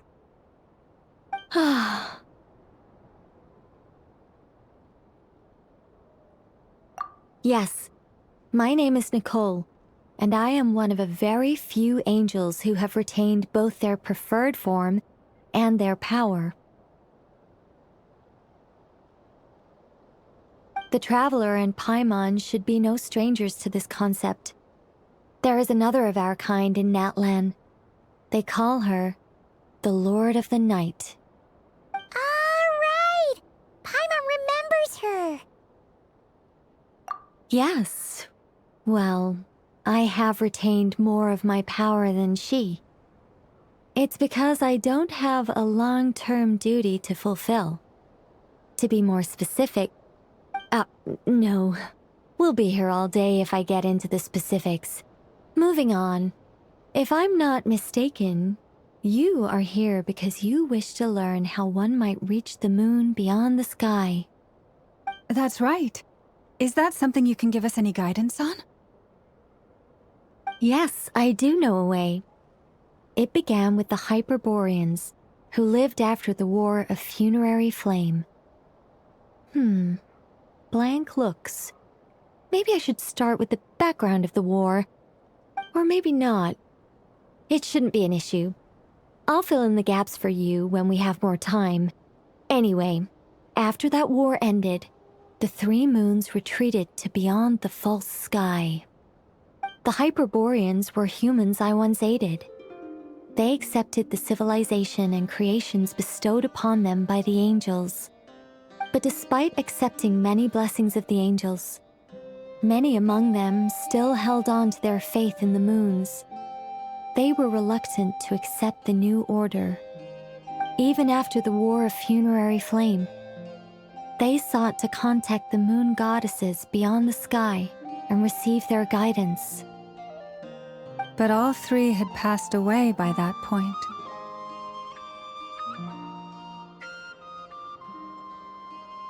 This mage has a unique method of communicating. Is she talking about the moons? Yes, but they did not know. And so, still they prayed for the moon goddess's mercy. After building titanic structures that consumed vast amounts of Kuvaki, at last they glimpsed the moons and heard their voices. But of course, they were gravely disappointed. For it was then that they realized the three moon goddesses were dead. Oh, that's such a sad story. It is. Humanity was in a very sorry state at that time. The angels who had once aided them were gone, and the War of Funerary Flames had left them homeless and destitute. Just a second, I gotta ask. How relevant is all this history to the task at hand? Well, I mean, it's... Okay, it seems we've drifted into irrelevant narrative waters. It's been a while since I've had the chance to speak inside someone's head. As soon as I got started, I lost control and the words just flowed out like a waterfall. What I'm trying to say is... Right, yes, that's it. The relevant part is the ritual created by the Hyperboreans. The fact that they bypassed the false sky and saw the true moons implies that they successfully built a connection between Tevat and the outside world. Which means, with enough Kuvaki and a sufficiently stable connection, it should be feasible to send one person over the border. Okay, so they built some kind of portal? Oh, yes. A portal. Yes. Is something wrong? You sound disappointed. I just didn't expect you to summarize it so well. It turns out I could have said all that in one word, if only I'd managed to think of it. No, please, it's fine. This is invaluable knowledge. I'll be sure to record and preserve everything in writing. Oh, really? Well, in that case, I suppose I could backtrack and add some more detail. I did gloss over a few things so far. Whoa, time out. Let's summarize what we've got first. The Hyperboreans were the last ones to use this method, right? So we somehow need to find whatever structure they built and make sure there's enough Kuvaki to power it up. Luckily, we have the moon marrow of both the eternal and iridescent moons, so we're all good for Kuvaki. Which means the key issue we need to focus on is finding the place. Am I right so far? Yes. Although I expect the structure is long gone by now. That said, what if we could take advantage of the phantoms to travel back to a time when it still existed? Well, travel back isn't quite accurate. It's more like we'd be creating a handshake between 2 points in space-time. We wouldn't even have to pick a time when it still existed. It could just be a time when it still appeared in phantom form via projection, or we could project our own phantoms, fold them together, and... You look lost. Was that too hard to follow? Yeah, things got a little, technical there. Paimon's brain is reaching capacity. All right. Let me think about how to put this more simply. Okay, got it. Over the next few days, I'll search for phantoms that we can use. Once I find one that meets the criteria, I'll let you know and we'll regroup. By completing certain rituals, specific individuals will be able to enter the phantom and make it to the Hyperborean structure. If everything checks out, and it looks feasible, we'll just need to wait for Moon Prayer Night, and we can send the Moon Goddess back home. I'm really skimping on the detail here. Is this making any sense at all? I think so. For now, we'll just wait to hear from you. Yes. Basically, yes. Great. Counting on you. In the meantime, we'll focus on finding the Moon Goddess's name. My name? Are they looking for a way to stop me from disappearing? Excuse me, Miss...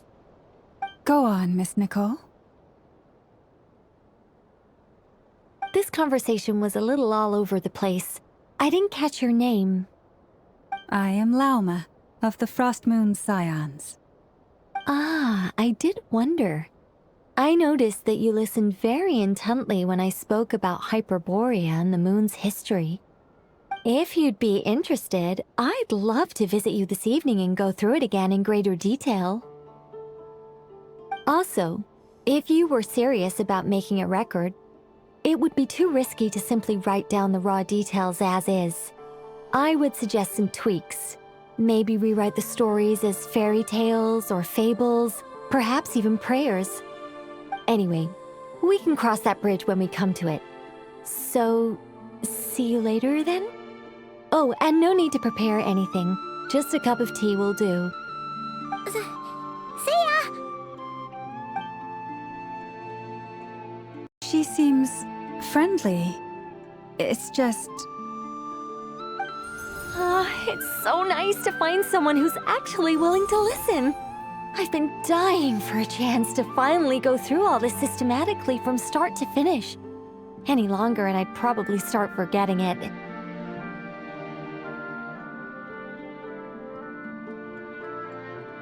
Now Paimon gets why Alice told us to mind our heads. Ha ha ha ha, what did I tell you? A lot of quirky people in Alice's orbit. Now then, the next order of business is, where do we start looking for the Moon Goddess's name? Maybe the rest of what Nicole has to say might give us some clues. Once I've heard her out, I'll summarize the salient points and share them with you all. I'm also inclined to review our other documents. Yes, our faith was first established by our Hyperborean ancestors, but many of the more factually accurate records are from after Kuthar's birth. Sounds like we're gonna follow Kalabina's journey through Devat, huh? In that case, we'll start by heading to the Frost Moon Enclave. Sounds like a plan. Take this with you. I'll see about getting in touch with the Fatui. It'll probably just be Arlecchino and Sandroni again. They're the only ones who would want to help. Thank you, Mr. Varka. Don't mention it. Honestly, I'm more comfortable dealing with the Fatui than prying into the details of a young lady's childhood. Catch you later. I should follow them, just in case there's some way that I can help.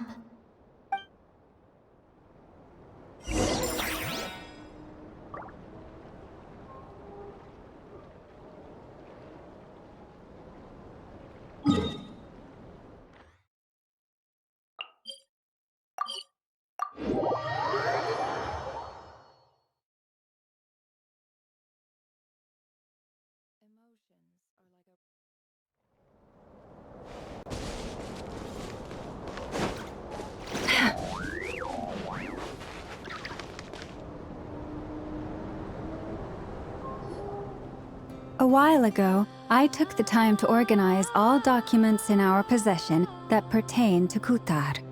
What you see here is the material I consider reliable. You're saying there's unreliable material too? Yes. Most of the information we have was transmitted through an oral tradition. Inevitably, some of her stories were mythologized and deified over the years through countless retellings. That's why I organized them into reliable and unreliable. There's no sense seeking answers in history unless we can ensure the veracity of the historical record. Makes sense. All right, let's take a look through.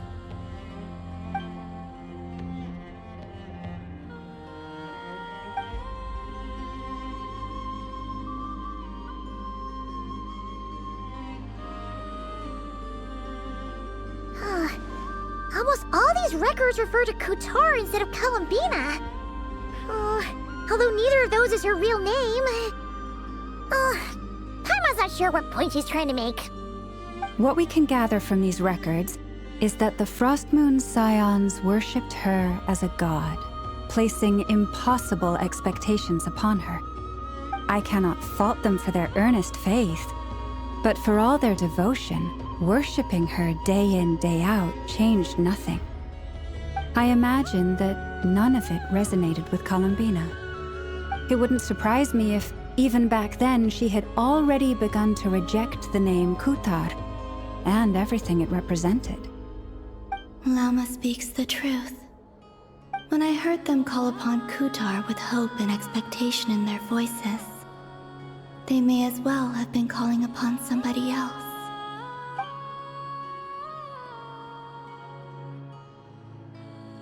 Well, that's a bit complicated. I looked at the level of detail, perceived authenticity, prose style, and how realistic their portrayal of Kutar seemed to be. Amongst the Frost Moon Scions of today, only I know of her existence, and I alone have spoken to her face to face. As such, I know that there are certain things she simply would never do.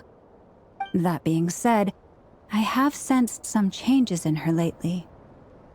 Changes? Me? Seems like this is getting us nowhere.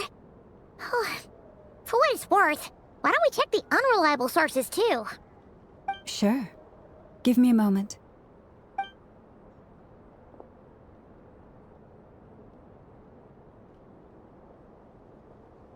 Exerting but a fraction of her divine might, Kutar sheared a great mass from the snow-capped mountain and cast it into the sea, upon whose surface shone the mirror image of the moon. Thus was formed the island of Hisi. Yeah, right. That doesn't even begin to pass the sniff test. The 3 moons are naught but lies through and through. Only one moon has ever shone for us, and Kutar is her name.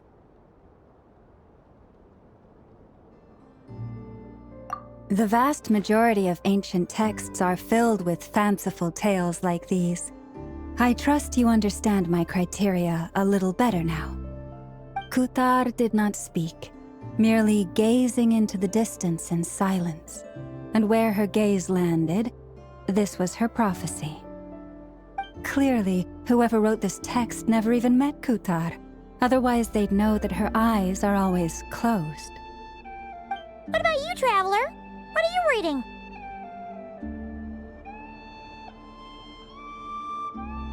Come on, let Paimon see. The child wished to build a wooden nest with which to shield a fledgling bird from the cold. But being so young and lacking in strength, the child could not snap the branches from the trees. Kutar was passing by. Upon seeing the child, she summoned forth the Kuhenki, who built a beautiful nest for the child.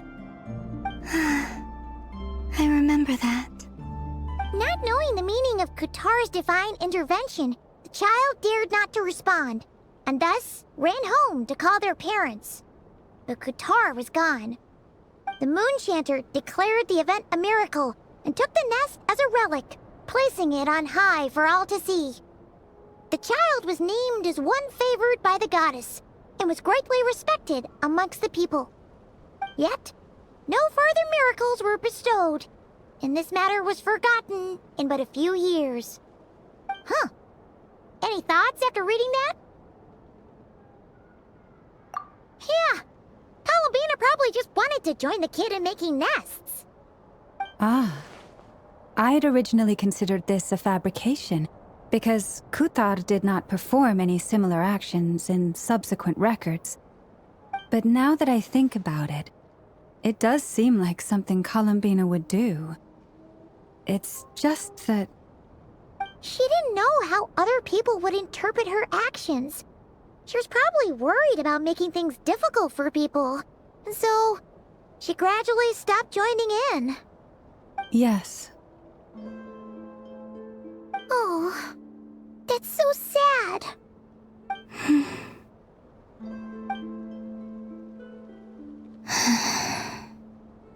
And now, I can make no such gestures of warmth, even if I want to.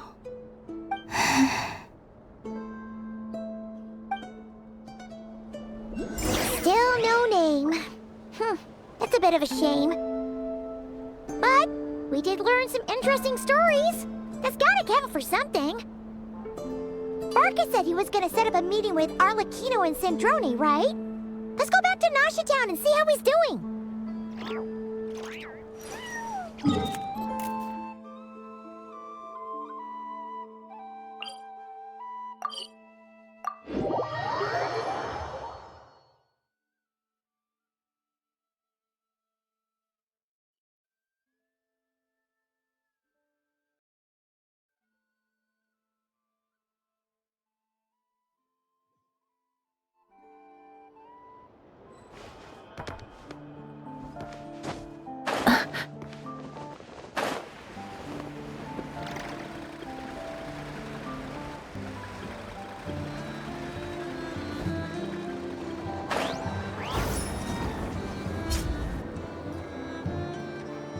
Let's see.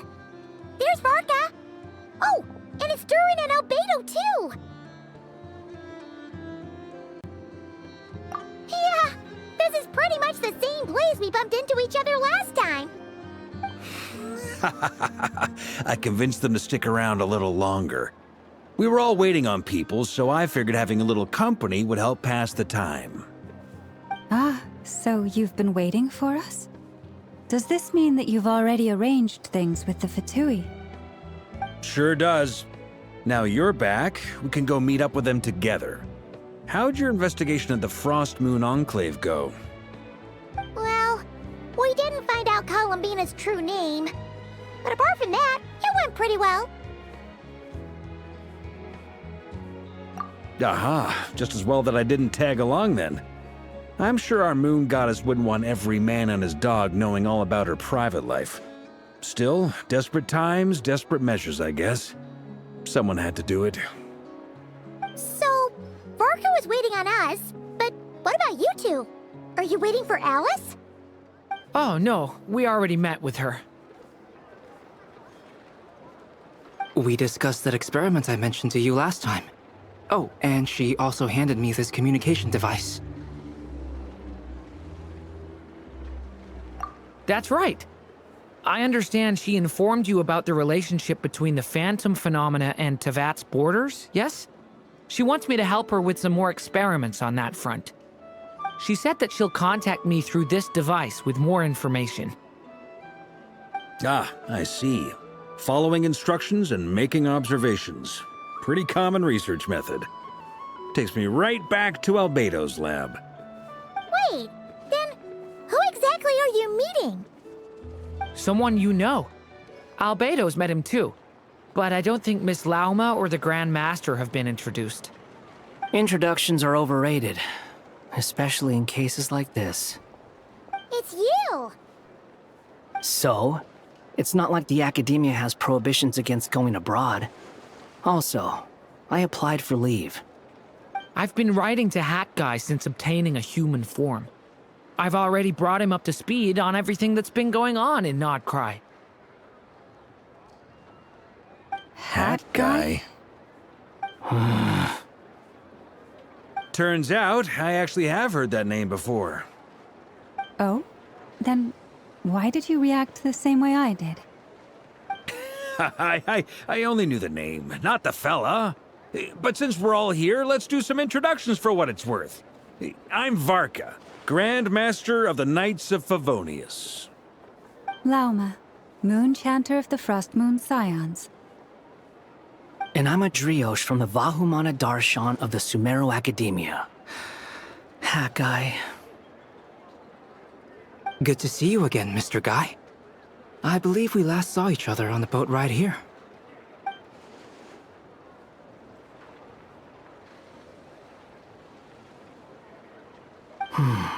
Mind you, the only reason I came here is because there's someone I want to look into. Who's that? The Doctor, also known as Dottore, second of the Fatui Harbingers.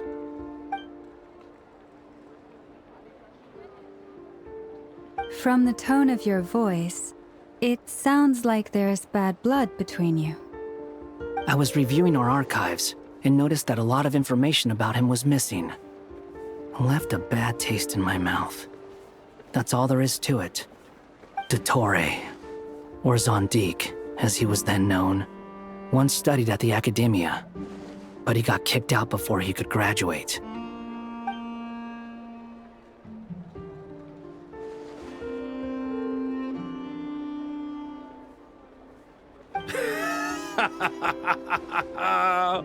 So the Harbinger's #2 man is a college dropout? How embarrassing for them. Last we heard, he was planning something. We actually heard that a few times before, even coming to Nod-Krai, but we haven't seen a trace of him since we got here.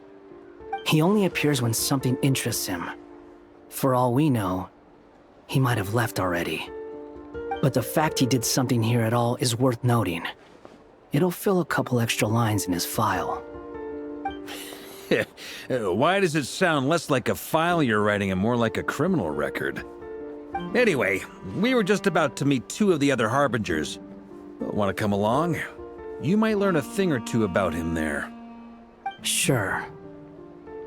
Even though they're Harbingers, well, they're old acquaintances of ours, so, you know, when you talk to them, try to be...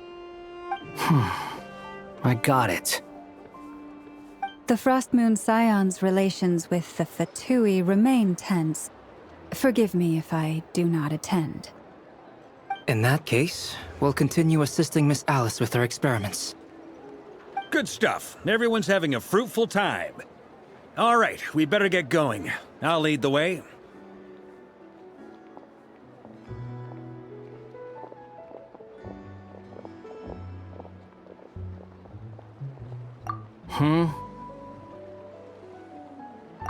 Well, yeah, that's obviously part of it. But I'm not the only one who has a score to settle with him. Neither you, nor Lesser Lord Kusanali, nor I want to see him meddling with things again. What's the hurry? Don't worry. Pigeons always know which way home is.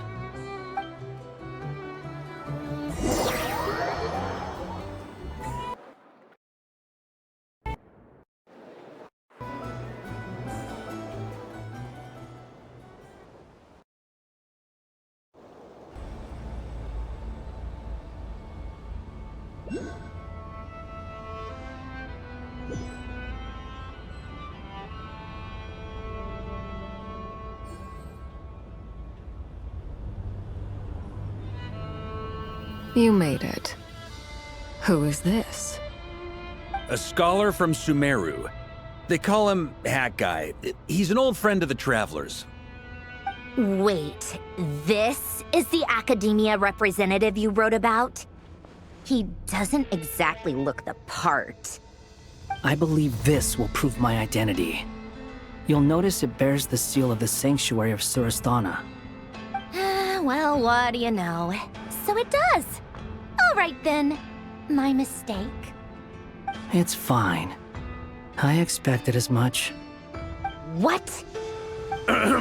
So as I mentioned in my letter, the Academia's got its eyes on Dottore. But this matter remains top secret. Apart from those assisting in the investigation, the fewer people who know, the better. If anyone asks, I'm here in Nod-Krai to pursue my personal academic interests. Gotta say, Varka, you did pretty well to keep all this under wraps for so long. Sounds like you got in touch with the academia about this way back. You flatter me.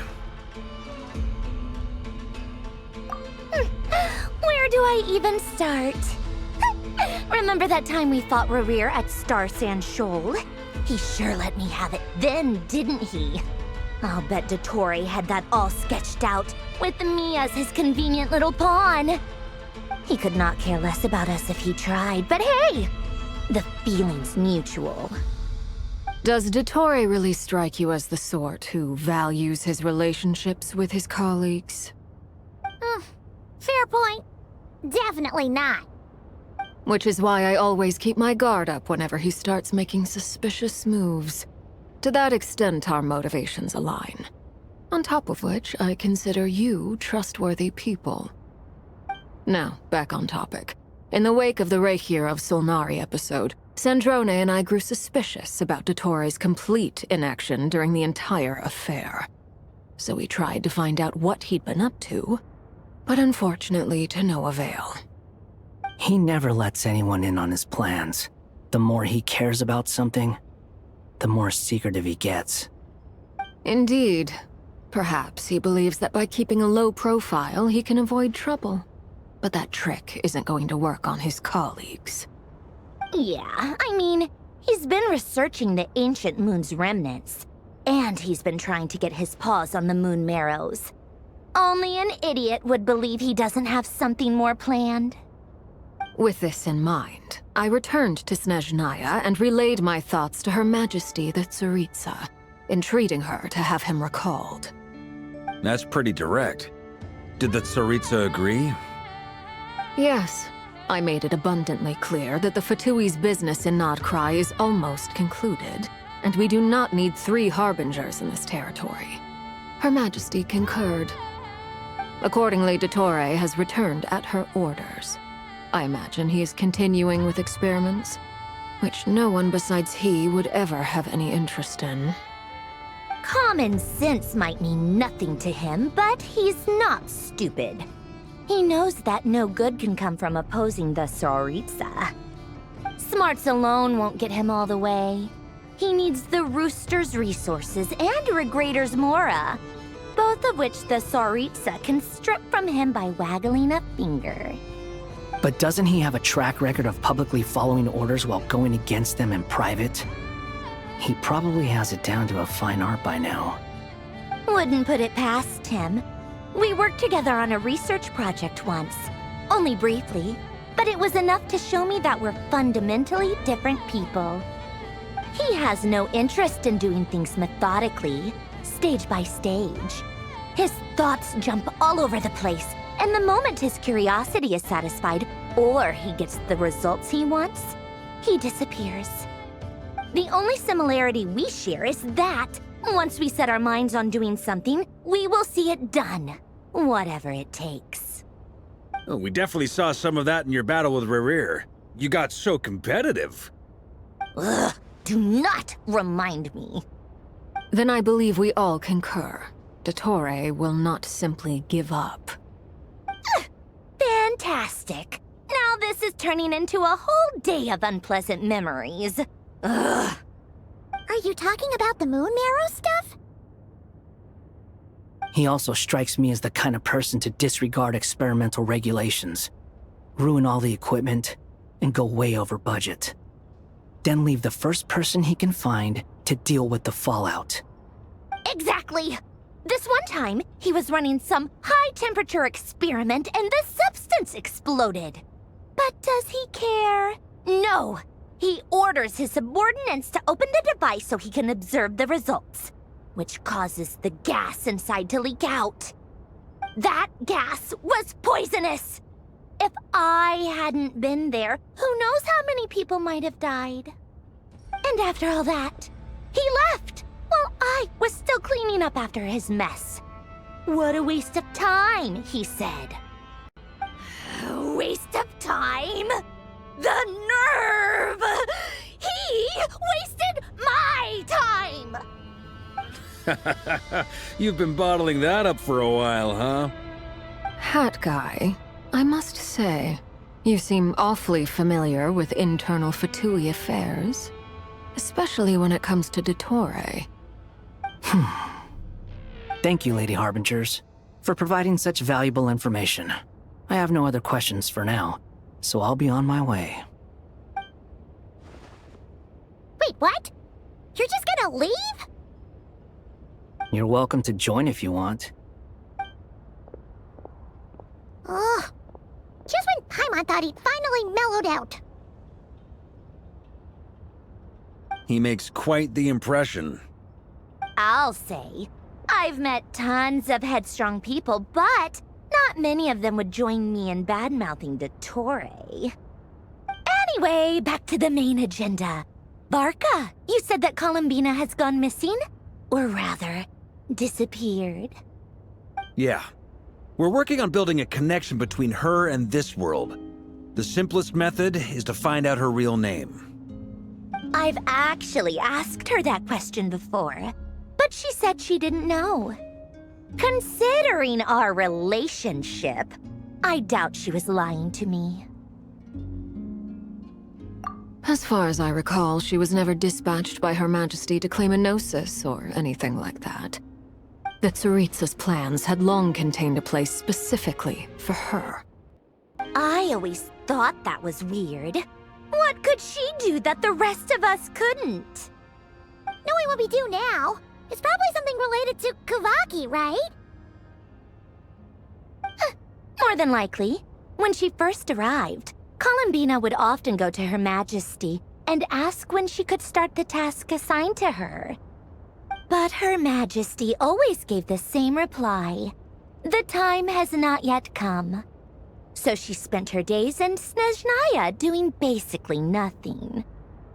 The Tsaritsa has summoned a beautiful blind maiden to be a harbinger, giving her the third seat by virtue only of her enchanting voice. It was a dumb and stupid rumor, but the reality of the situation made it hard to refute. And what happened after that? I imagine she stopped caring. She no longer seemed to care why she had been recruited, and Her Majesty never gave her any missions, so she just continued to sing in the flower garden. For my part, I was busy. So busy, in fact, that watching someone be that idol had me fuming. But still, I got the sense that she had long been used to a life of other people claiming she was needed when she wasn't. I just felt that having a place to stay would cost me something eventually. And so I waited quietly for the day that I would have to pay the price. And on the other end of that spectrum, you had me. Someone once told me that I had the lousiest work and the toughest luck. That's a good way of putting it. I forget who said it, but those words have always stuck with me.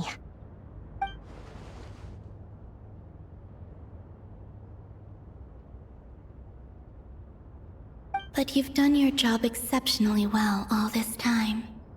Because at heart, you are a conscientious person. What is it? Something come to mind?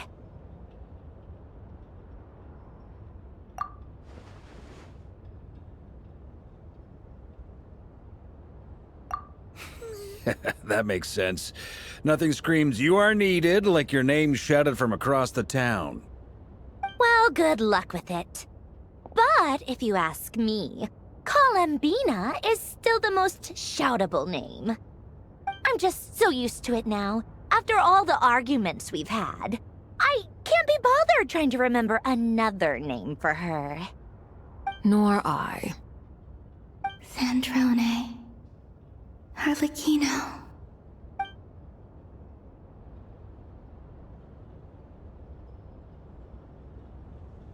Huh! It's a Sealy! Does that mean Nicole has news for us? Ladies, I thank you for your hospitality. If the chance ever comes up, I definitely owe you both a drink sometime. I'm sure it will. You can make your own way out. Heck, you've been here enough times, you probably know your way around better than I do. Okay! Time to do what adventurers do best! Follow that Sealy!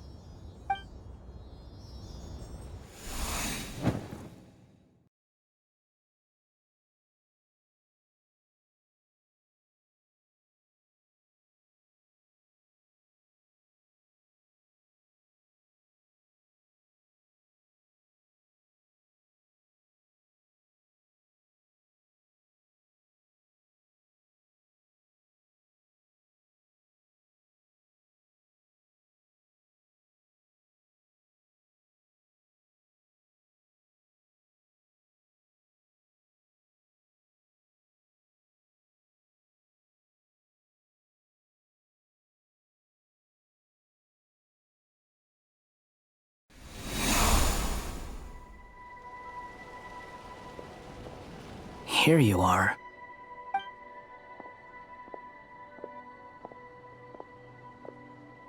Oh, hat guy. How come you're back so soon? Did things go all right with the Fatui? Fine. Dotori's been summoned home by the Tsaritsa. Couldn't get much more than that. How about you? Any progress with the investigation? Unfortunately not. We've tried everything. Different phantoms, different locations, different points in history. But the results are the same each time. Abyssal monsters roaming the land. People crying out in despair, with no hope of being rescued. Every time I see it, I can't help but think, is this what it was like in Mondstadt when Dragonspine Durin attacked? And if I fail in the task I've been given, will I create yet another tragedy? That's just meaningless speculation. When we encountered similar phenomena previously, I tried to interfere with those illusions, using sounds and lights to guide them. However, we could not change their fates. At most, we were able to extend their existences. The events of the past are like fate that has been written into Irminsul. There isn't a living thing in Tevat that can escape its past. But Miss Alice instructed us to try to find ways to change the outcome that these phantoms face. It's an impossible task. Can't you just refuse? Since she asked us to do this, I feel like it can't truly be impossible. Or if it is, well, mages can make the impossible possible. I could not have been born as Durin otherwise. But you also said that your past 39 attempts were fruitless. That's true. But you're still going. Yes. After this many futile attempts, surely you realize that you're not doing this because you still believe what some mage told you.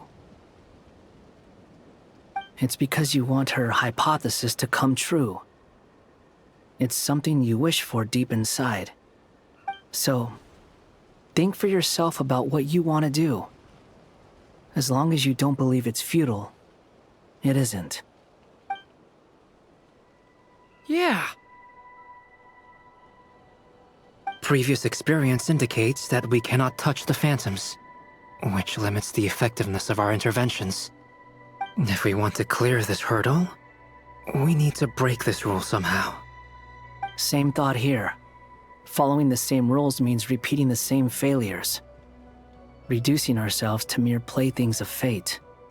So you mean we need to figure out a way to make contact with them despite knowing that we can't? Yes, and I suspect that's something only you are capable of. Everything in Tevat is logged in Irminsul, but the withering that once occurred in Sumeru was a sign that the Great World Tree was being corrupted.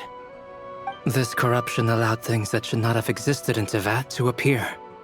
This is tantamount to rewriting reality to an extent. You're saying abyssal power might be able to affect those phantoms? No one's ever tried it before. If you're gonna try it, it'll take courage. And you have to be confident that you can control it. Is anyone there? Has anyone seen my daughter? She's missing. I have to find her. I hear someone inside. Spargana? Are you in there? Ah! If I can use my abyssal powers to warn him that there is danger here, maybe it'll change his decision. Maybe he'll stay away. Yes. The important thing is not the nature of the power, but rather how you use it. To intimidate and obstruct. Sounds about right for the Abyss. Let me try. I should be able to influence that thing.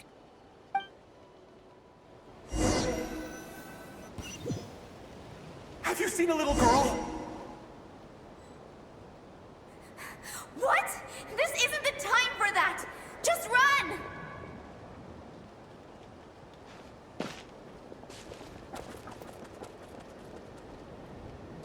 I hear someone inside. Spargana? Are you in there? Ah!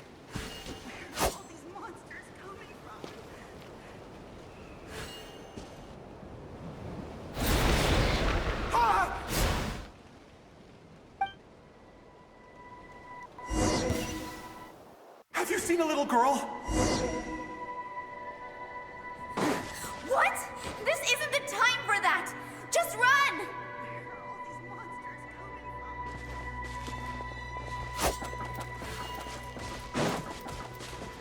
I hear someone inside. Spargana?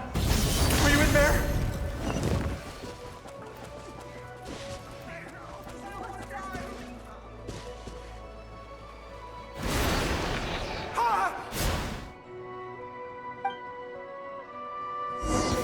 Have you seen a little girl? What? This isn't the time for that! Just run!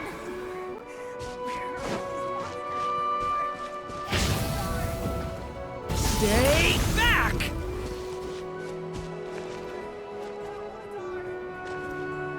I hear someone inside. Spargana? Are you in there?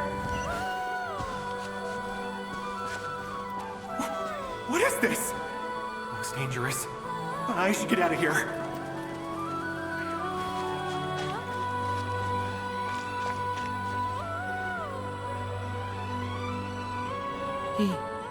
He really left. Ha! We did it! Don't celebrate too soon. Follow him. See what he does next.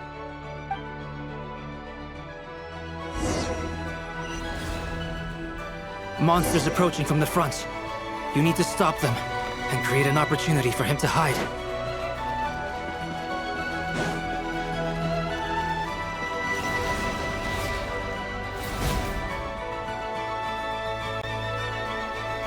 Help me!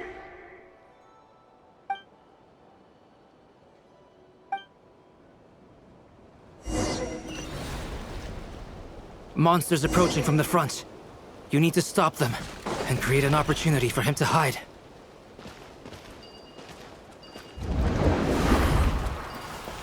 No! There's monsters ahead!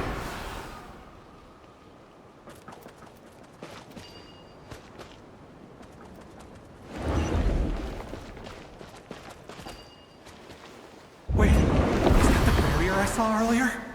Why is it appearing now? It's as if someone's controlling it.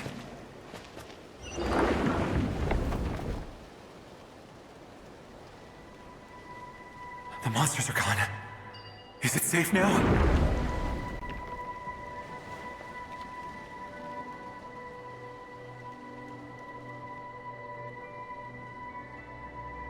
The barrier's gone too. How odd. Anyway, I guess I'll keep going. Quickly, let's keep up.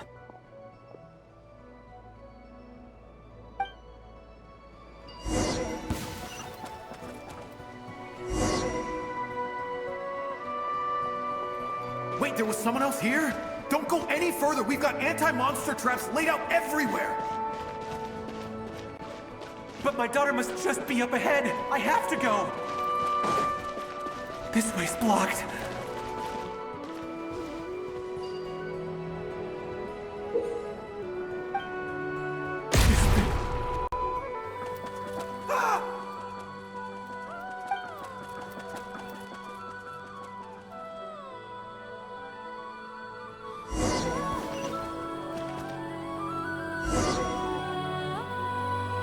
Wait, there was someone else here? Don't go any further. We've got anti-monster traps laid out everywhere.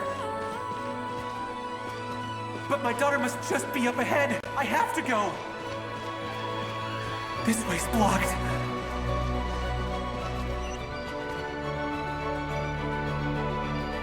We might be able to use the explosives over there, but we need to take care not to hurt him.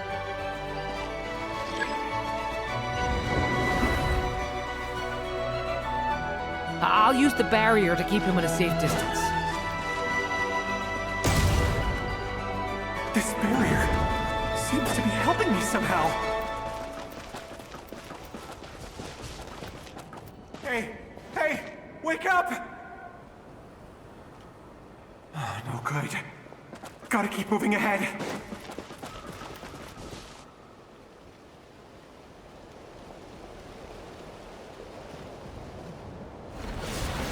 So many monsters!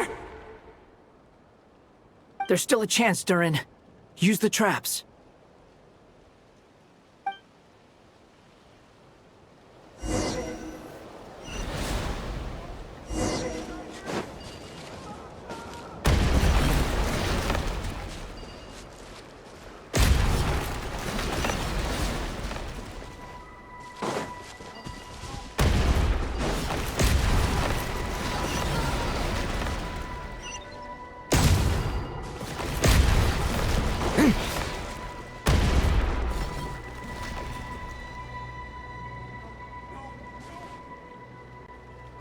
This is a new development. I've never seen this happen before.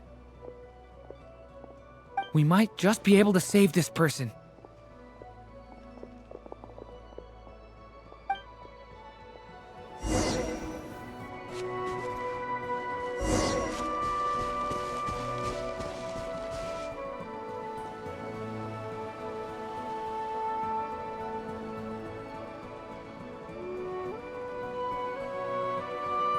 Hello there. Have you seen my daughter? Spargana's her name. She's carrying a large backpack. Get out while you still can, you fool. You won't find any survivors here. But I can't just leave her here. She must be so scared right now. Sorry. Wish I could help, but I haven't seen her. You'll just have to keep looking. Okay, thank you. If I do find her, I'll get her to shelter and come back for you. Don't bother. I've got nowhere left to go.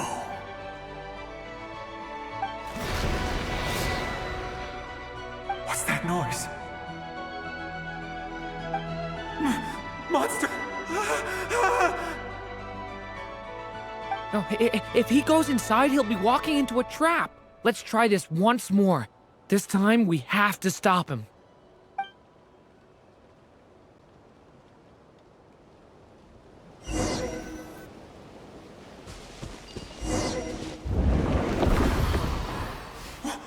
Why?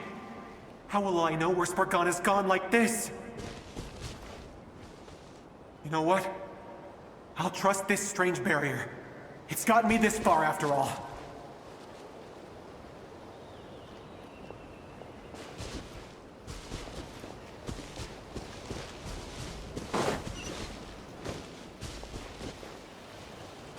Spargana, are you there?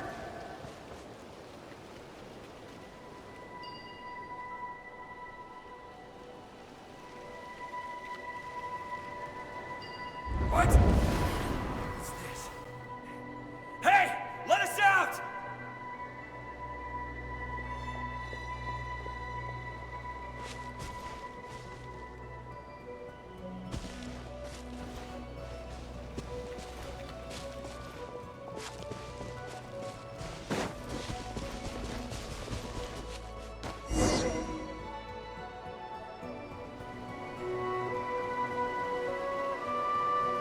Huh? That looks like one of my daughter's books! Thank you. Thank you! Yes, it's one of hers for sure. That's her name on it right there. She left her backpack here.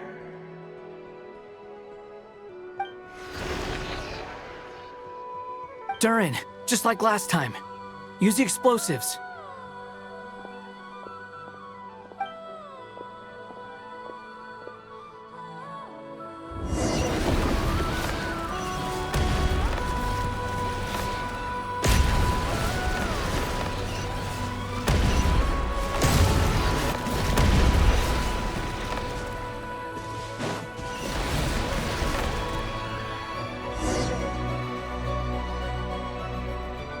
It won't work. There's not enough left. If he makes it in, he'll die. But then, this clue could be the key to him finding his daughter. It might not be the only one. Better he misses that clue than loses his life. I guess so.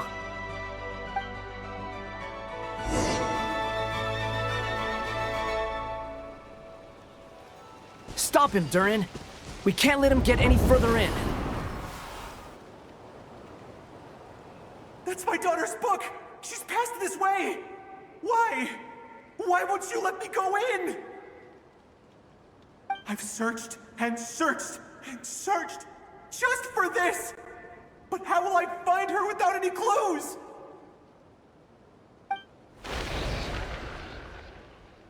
I no longer have anywhere else to go.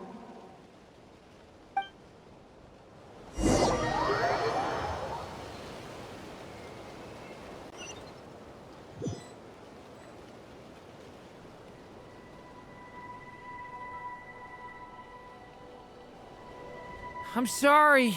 I'm so sorry. He refuses to go anywhere else. Whether he opens this door or not, all that awaits him now is death. We couldn't change his fate. Albedo? Hat Guy? Let's try one more time.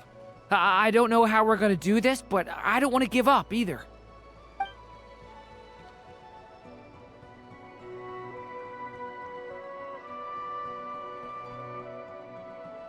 Why am I here? What's going on? All these scenes running through my head. Where are they from? Huh? What's going on? His reactions have changed. How many times have I... What's happening to me? Huh? Wait. Who are you? You can see us now? I feel like I always could, but that I only just realized you were there. I'm sorry, I don't know how to describe what I'm feeling. But you were the ones guiding me using that marked barrier, right? I haven't done anything yet, but those monsters, those deaths, they feel like memories. Like things I really did experience. I won't find my daughter. In fact, I'll ultimately die trying to find her. Isn't that right? No, it isn't. Yes, it is. Even so, we're trying to find a way out of this. You've not seen my daughter either, have you? It seems she really isn't here.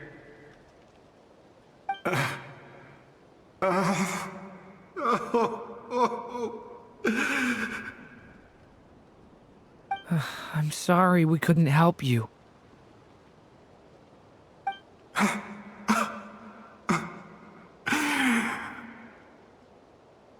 I'm just tired. Maybe this is destiny. Maybe it doesn't matter how hard I search. How long do I have left? Experience says 15 to 20 minutes. 15 to 20. Thank you for all your help. Let's rest a while. You look exhausted too. Now's not the time for you to start pitying us. It's not pity. I'm just realizing that I've only got 10 or so minutes left. You know?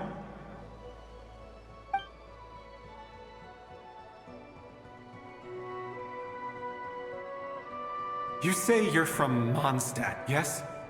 A place with windmills, where people enjoy limitless freedom? And you're from Sumeru, where they've built an academy into a giant tree? Yes. It seems you've never heard of either place. Those names are unknown to me, I'm afraid, yes. Have you heard of Hyperborea? I have, but I heard that it was destroyed in the distant past. I see. That was where my ancestors once lived. What about Delphi Pytho?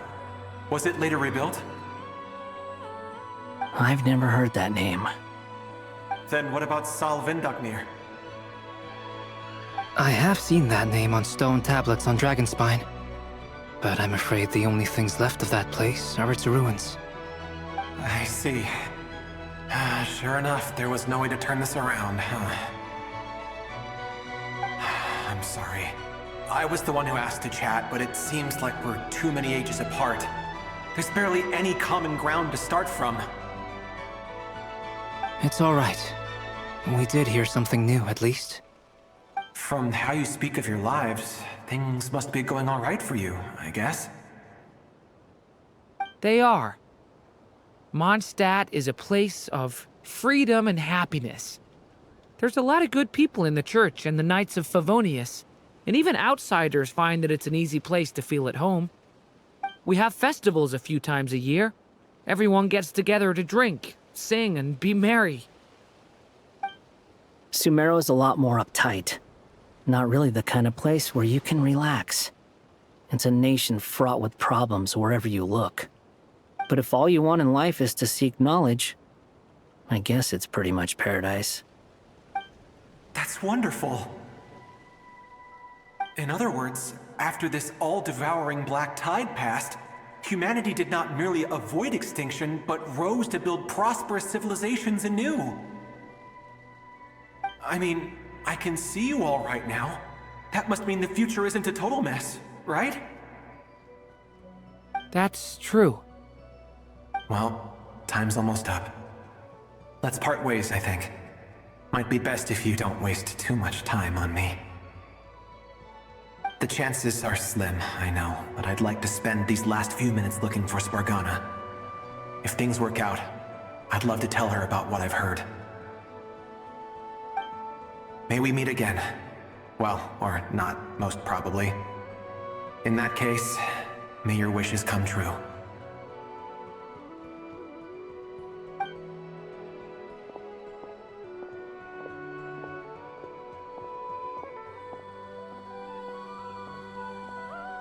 He's gone. In a few minutes, he will meet the end that was his to begin with. The ending of this tale did not change, but I believe that we've just made the most progress we have yet. May your wishes come true. If only it were so simple. Hat Guy, could I ask you a question? You've never talked about your past. It seems complicated, and it weighs heavily on you, too. Would you be willing to tell me about it? I mean, sometimes it's better to get things out in the open. Take that guy we try to help, for instance. At least he said goodbye with a smile, right? I know about Albedo's past. Our experiences are very similar, and he created me. As for you, you're my first friend, and you've witnessed every step I've taken. But by comparison, I know nothing about you. Either way, I mean, we're still best friends. But if I knew more about you, I might understand your thoughts a bit better. I've told you about myself. I'm a student at the academia. And what did you do before that? Prepared for the entrance exam?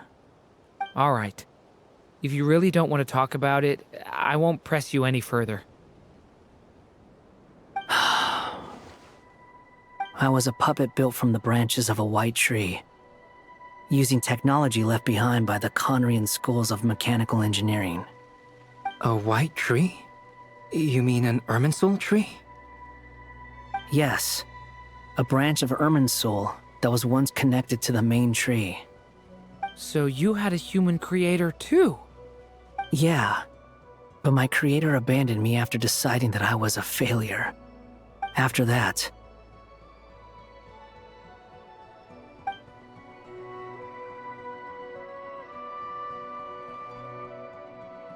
Durin, resisting the influence of the Abyss, suppressing the urge to destroy, trying to do the right thing. None of these things are easy. But no matter how hard they are, trying to rewrite past wrongs is far harder. You asked me if you would create a new tragedy if you failed. I told you there was no point speculating about that. But the real answer is, yes, you absolutely will. That guy. But at least you've got people here to help steer you away from the wrong path. So, just keep aiming towards the light. I will. I promise. All right, break time's over. Hello? Durin speaking. Hello, friends, it's me. What have you been up to, I'm detecting some unmistakable fluctuations here at the border. The amplitude isn't particularly high, but they're completely different signals from the ones before, and the scale is comparable to those I've detected previously. Alice, we were unable to save that person. However, he appears to have retained a portion of the memories gained through that cycle, and was able to hold a conversation with us. I see. Well, that is rather odd indeed. It definitely merits further attention. Could I trouble you to keep trying the same approach? I need to gather some more data. Counting on you. I should probably have Nicole come and check this out as well.